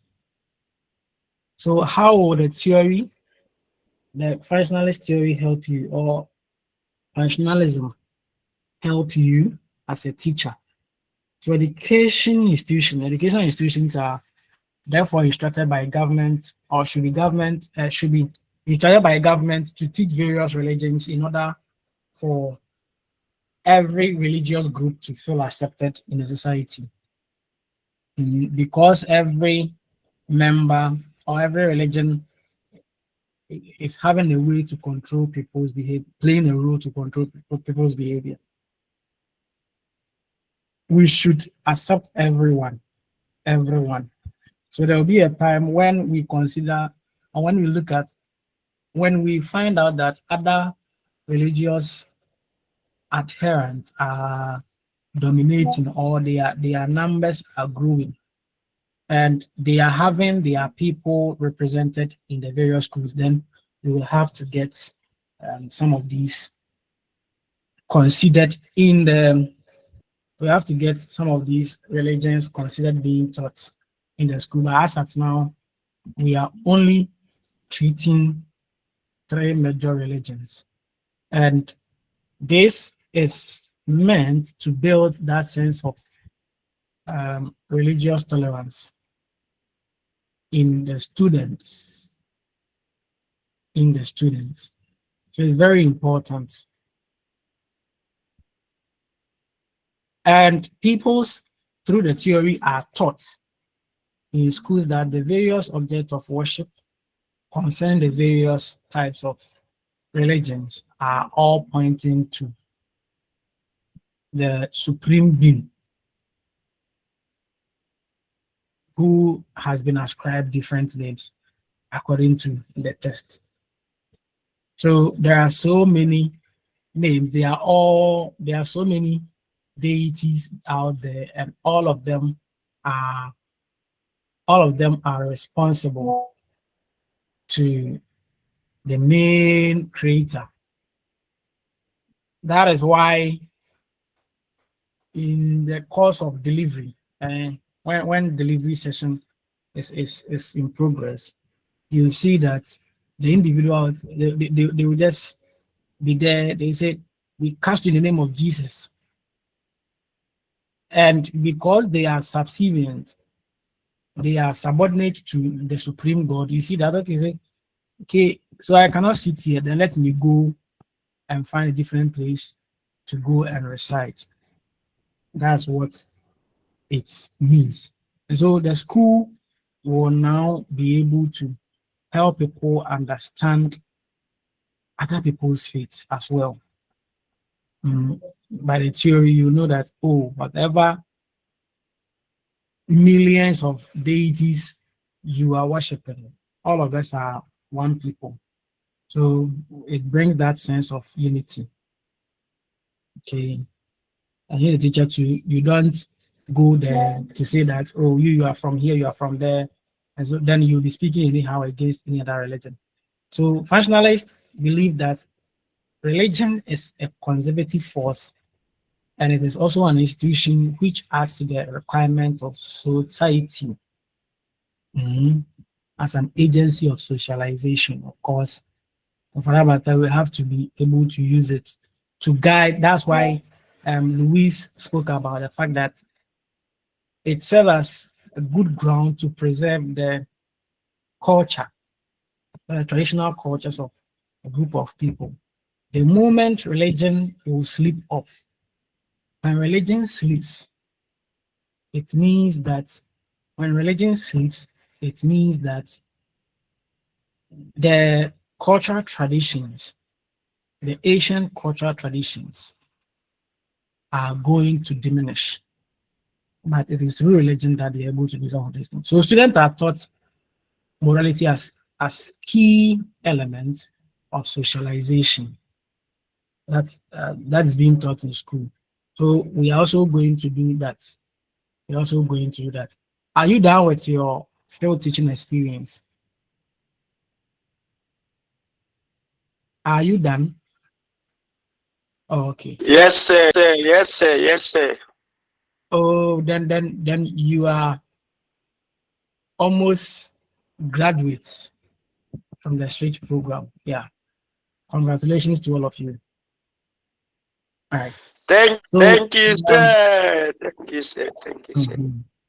Okay, so in the RME and CRS curriculum, we can see provisions being made by GES for basic and high schools, and even, yes, so the SHS, we see that moral lessons are taught after every topic. And there's a way of we teaching some of these morals, we imbibing in them. And because it's just we are authorities, because we are seen as authorities, we are able to do some of these things.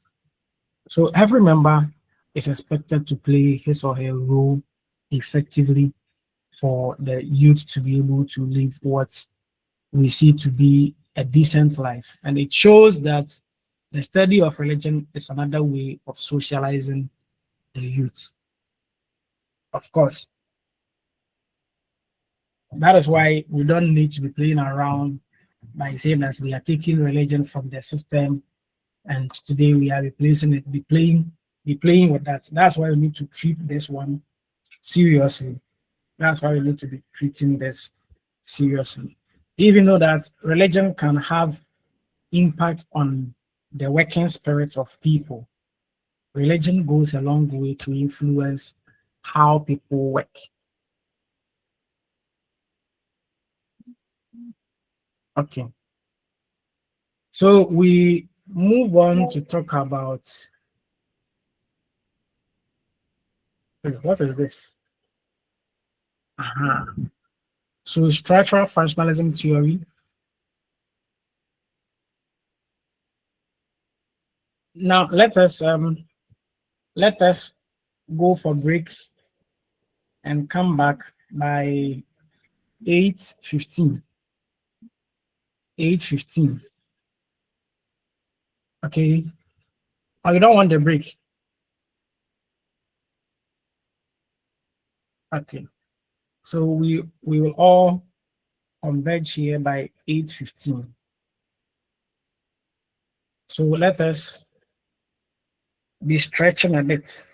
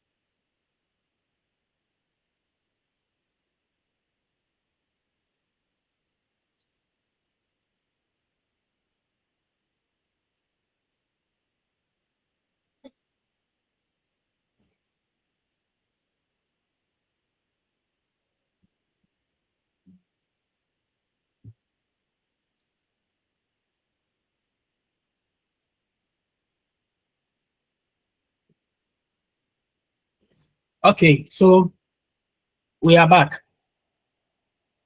Welcome from the break.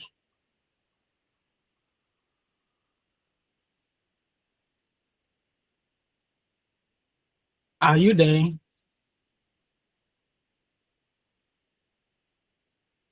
Are we there? Okay. Yes, sir. Okay.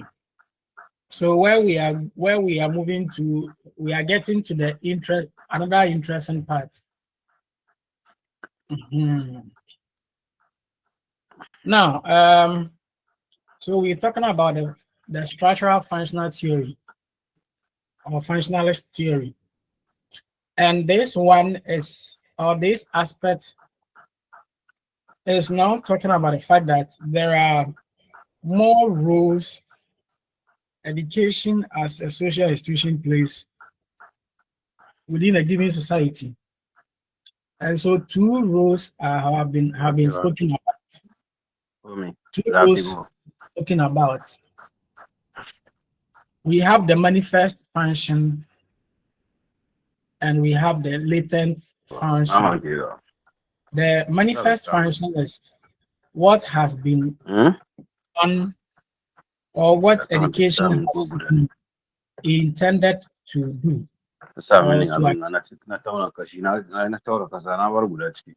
Say, Isa, please mute yourself if you're not talking to us. Thank you. So education says two kinds of purposes or functions. And one, what we call the primary function or the manifest function, that is the things that are planned, that are intended to be achieved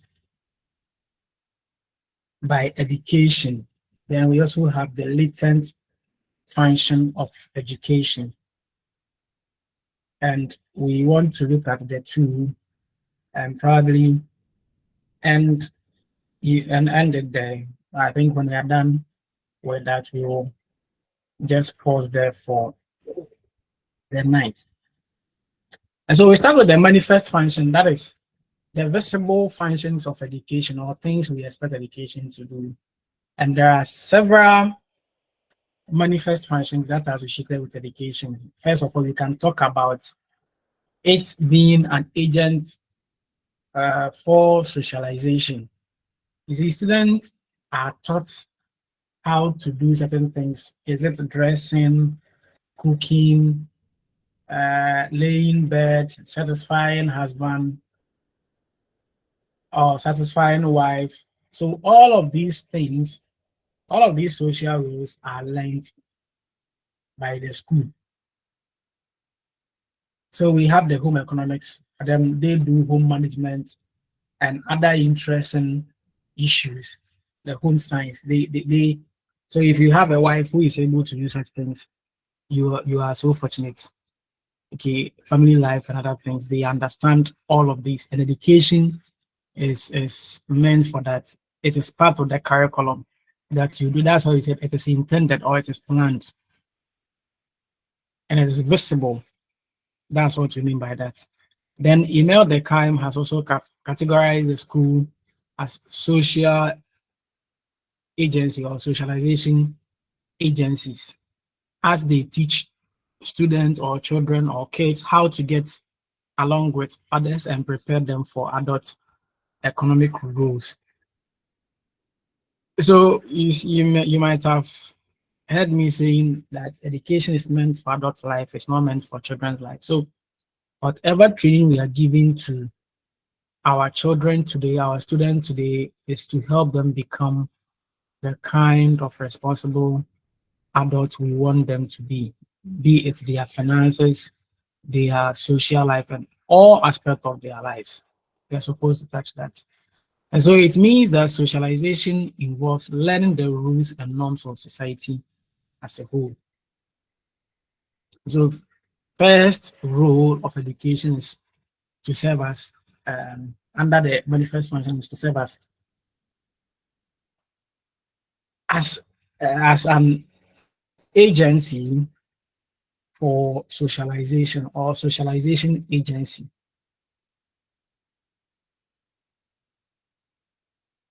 In that too, we see the school to also be transmitting the core values of the nation through the manifest function, like social control. And we all do some of these things. That is why it's very important as teachers, even if you are teaching different course and it's not even related to morality, you need to find a way to inculcate some of these things, some of these core values into the learners.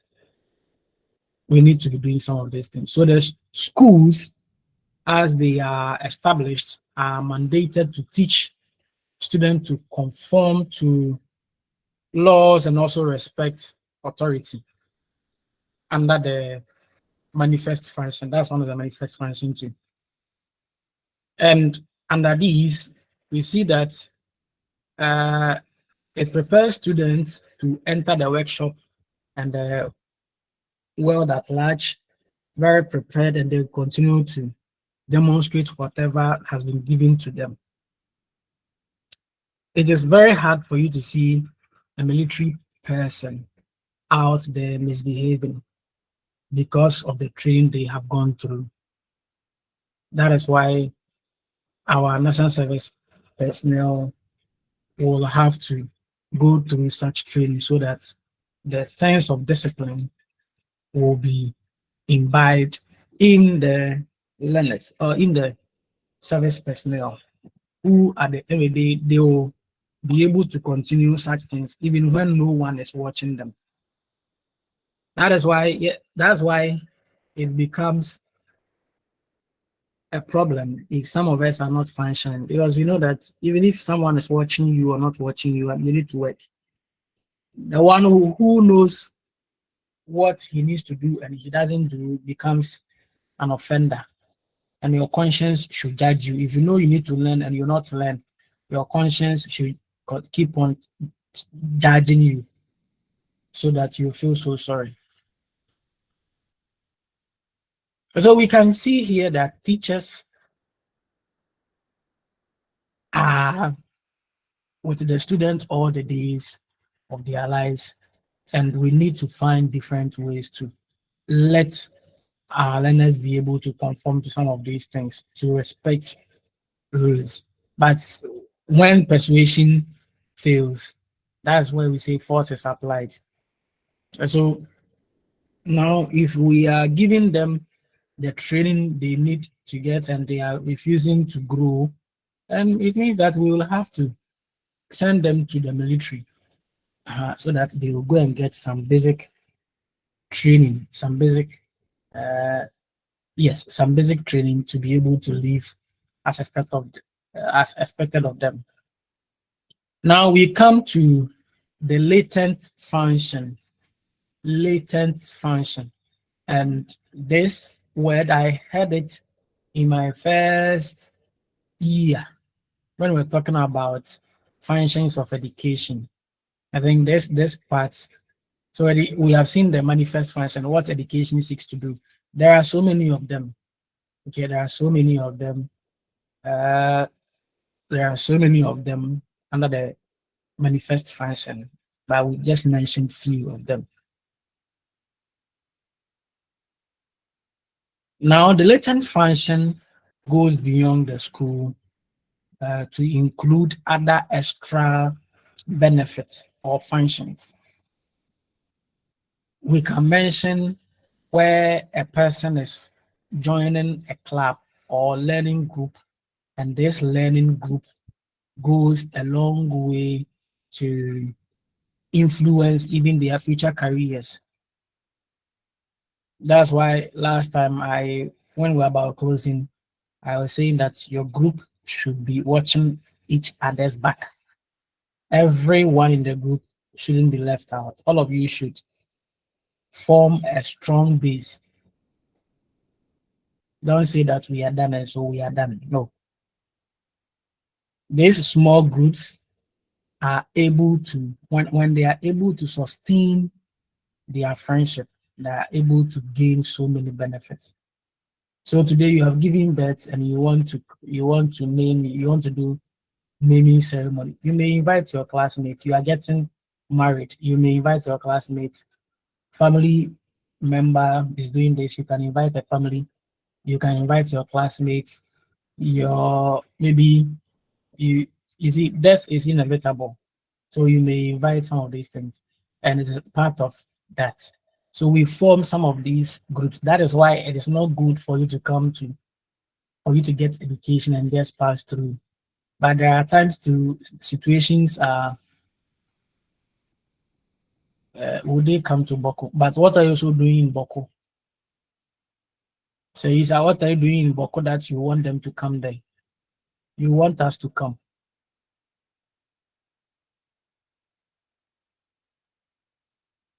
Say Isa.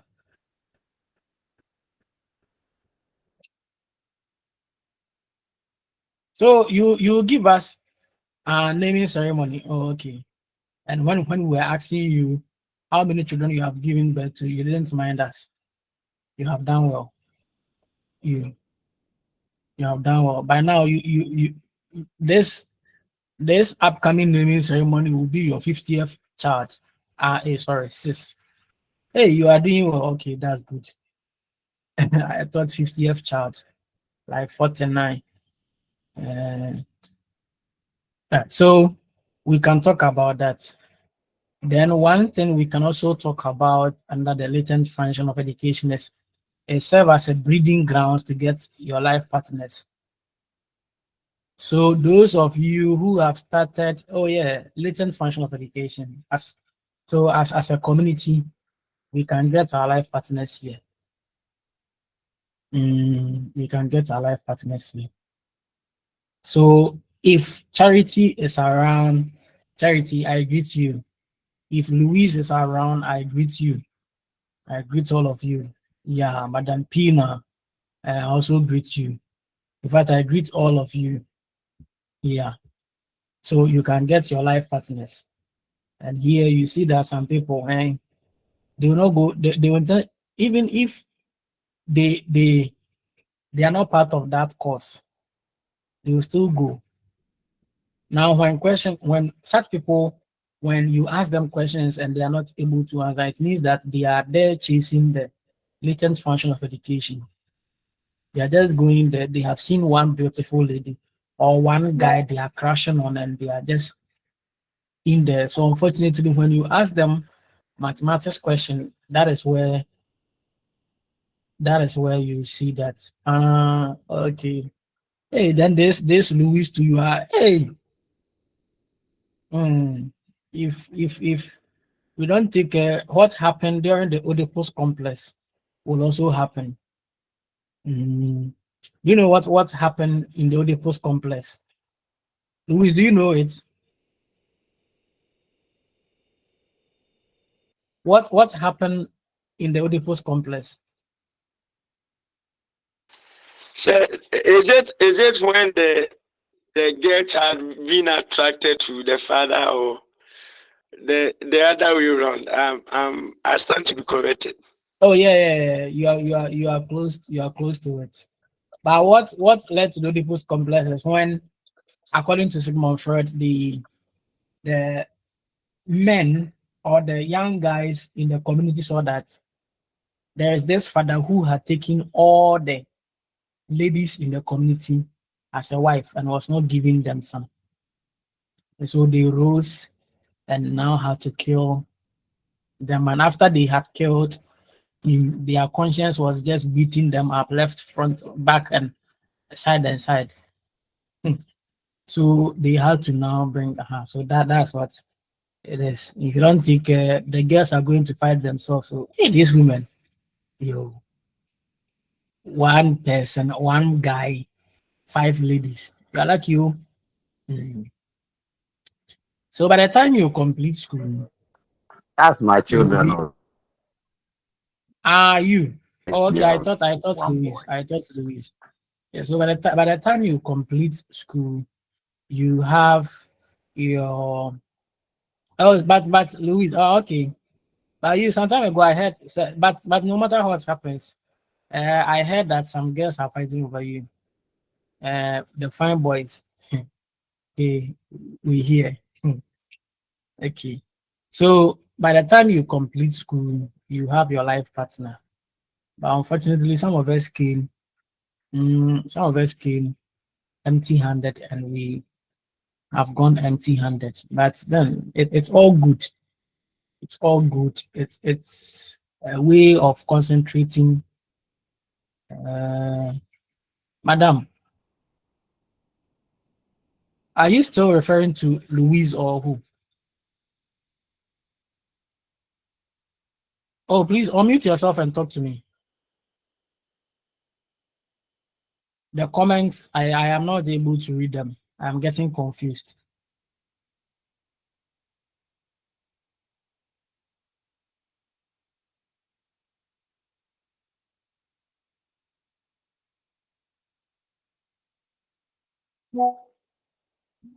Okay, so you don't mind me, I've heard you. Now, the education system, especially as experience on university campus, has been provided as a traditionally ground, has been provided to helping people learn about various social issues, and we are learning some of these things. So when you look at it critically, then we shall say that the manifest function uh, it's supposed to help in transmission of culture, social control, socialization, and cultural innovation. They are all there. Some of the benefits one is likely to derive from that theory. So there are times students in a social structure, they are not above the law. No matter what happens, you are in a community. So we have what we call anomy. It means no one is above the law. You don't say that, "So for me, I have I have more power than that." And so they are supposed to act in accordance with the law. And if anyone goes above the law or disrespect or disobeys the rules, such a person receives a punishment. Okay, then we have organic solidarity, and here teachers are not supposed to go out there to go and teach which of the religions is the best, which of them is the worst. No, we don't do that. We don't do that. So even if in the course of teaching I said, oh, maybe this religion is better than the other, please, I didn't mean it. I did not mean it at all. We are not here to compare any religion to find out the best of them and the worst of them. We are rather in there to teach or talk about it generally. Then there is what we also call social integration. And here, students are supposed to learn how to accept and tolerate each other, no matter their cultural background or their religious background. And as teachers, we are expected to treat each and everyone equally under that.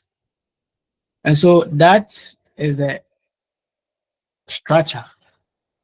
Then the symbolic interactionism, we see the roles symbols play in the lives of the students. That every organization, even in the school, we see the benefits of symbols. And so this one, you get someone like Max Weber. We also have Judge H. Mead. All of them have supported the symbolic interactionism. Okay. So they consider symbols and details of everyday life and what these symbols mean. That's what they are interested in. And we can talk about day tracing, or we tracing it back to the studies of Max Weber and George H. Mead. All of them were symbolic interactionists. So we want to see what they individually did. And that's George Herbert Mead was born in South Hadley, Massachusetts. That's where he was born.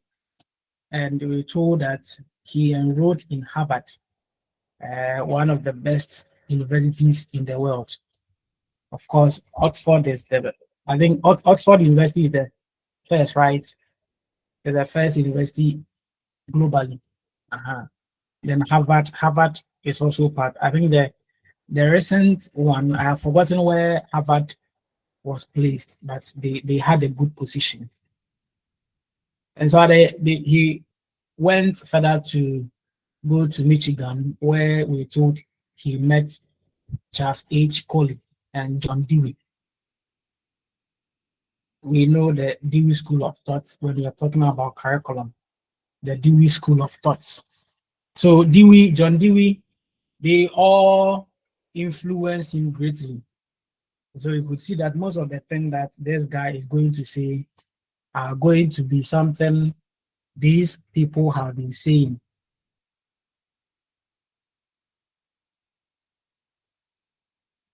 As you see us today, we are not on our own. We have mentors who have been mentoring us, and they think in a line.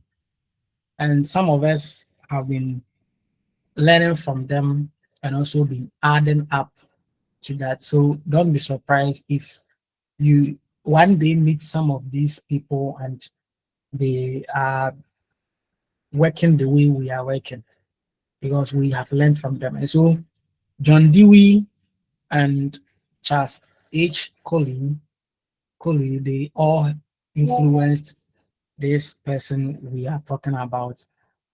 And so, for example, we told Dewey led Mead into educational theory, but his thinking soon diverged from that of Dewey. When he introduced him to educational theory, his idea now changed and went straight into psychological theory of mind, self, and society. And unfortunately, we told he died, and he was affiliated to the University of Chicago, where he was one of the distinguished pragmatists. That is a short history about him. And we told that that's before he died. He is currently regarded as one of the founders of symbolic internationalism and blah blah blah. So he was in Chicago, University of Chicago. So for symbolic interactionism, what does it mean? It is a process of interaction. It's a process of interaction in the formation of meanings for individual. So process of interaction in the formation of meanings. So there are times we see some symbols and we don't know what they mean. We don't know what they represent. We don't know what they represent. So scholars in this field believe that humans are best understood in a practical, interactive relation to their environment. Thus, if you want to understand human, you need to understand how they relate with their environment. Why is it the environment? Because the environment has a way of communicating with the individual. We have voluntarists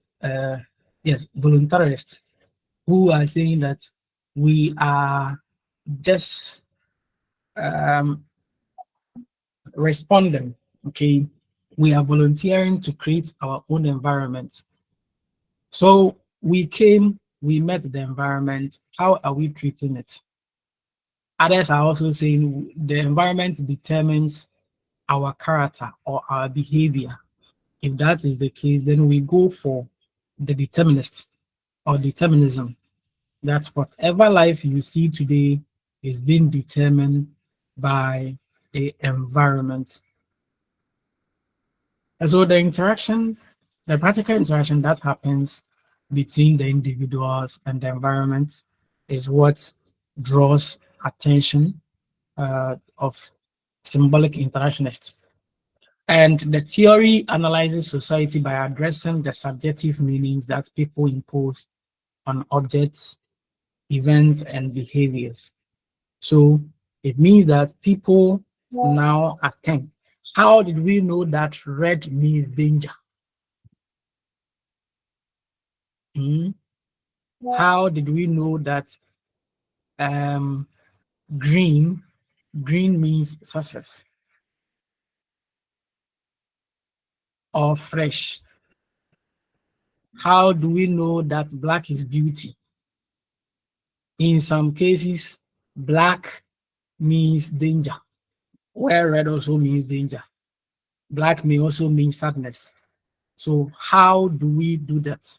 So we have people who are interested and have devoted themselves to study the way some of these people impose some of these meanings to object, event, and this.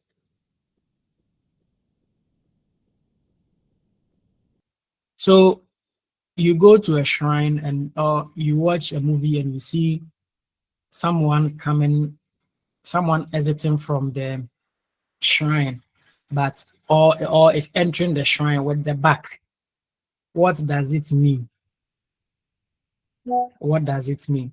So you see that all the scholars, all the symbolic internationalists, they will be happy to study all of these things. And so they are also interested in, they said people behave based on what they believe and not just on what is objectively true. And for that matter, society is thought to be socially constructed through human interaction. That it corroborates with what we said. Okay, so that is it. They interpret people's behavior, and the interpretation that they get, they try to form that kind of social bond, and now they pass it and now send it around for people to be using such to do that. So for example, young people smoking cigarettes with the knowledge of its danger. People have seen that smokers die young, but still you go and the way they are smoking, a mouse will not even smoke like that. So young people smoke cigarettes with the knowledge of its dangers, thinking that smoking is cool. They will be safe from harm, and that smoking projects a positive image to their peers. And so for this, the symbolic, someone who is trying to use the subjective powers to interpret or give meaning to this will see that. So we'll try to override the dangers that one is likely to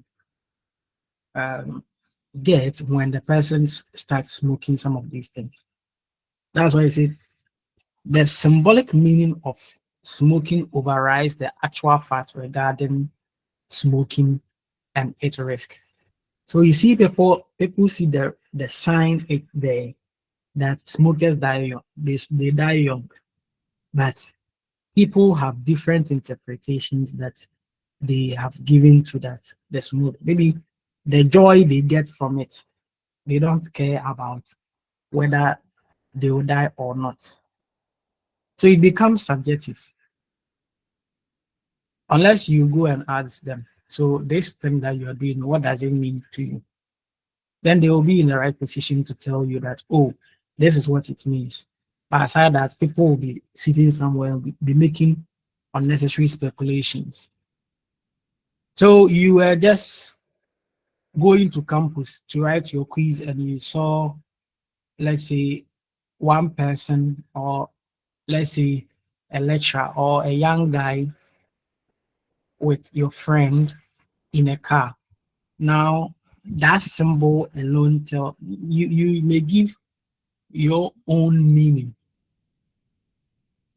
to that thing you saw. Meanwhile, in actual fact, it goes beyond that. It's just they are just friendship. Maybe they met there, but because you have once you have seen the person in the person's car, your subjective interpretation tells you that they are dating. They are dating. And when that happens, it is not good. It's not good. Okay. So let me pause here. In fact, I'm already tired. Let's pause here. The next week, God permits, we shall we shall try our possible best. Hey, maybe next week we will not be able to finish it. But then we shall try our possible best to do something on that. If we don't finish, we shall find a different day and continue with that. All right.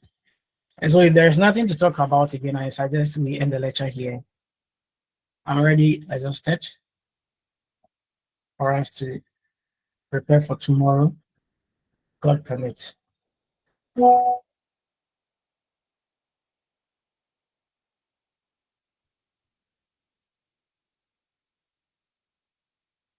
right. So please let us, you see where we've got into is a bit technical, but it is simple. If we don't read, it will be difficult for us. Do you have the handout? The main handout, not the PowerPoint.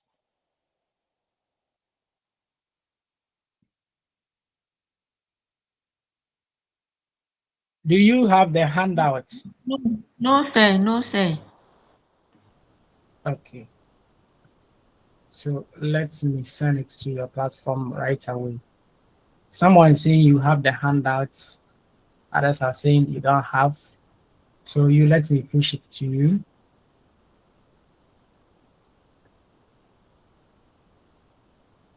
Then we rest for tomorrow, 7 a.m. lecture, God permits. Okay. So have a good evening and have a sound sleep. We shall meet tomorrow. Bye-bye. Bye-bye. Thank you, sir. You're welcome.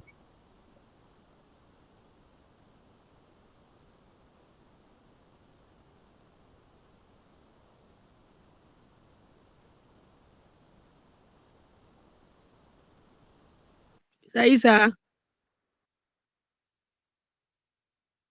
Saisa.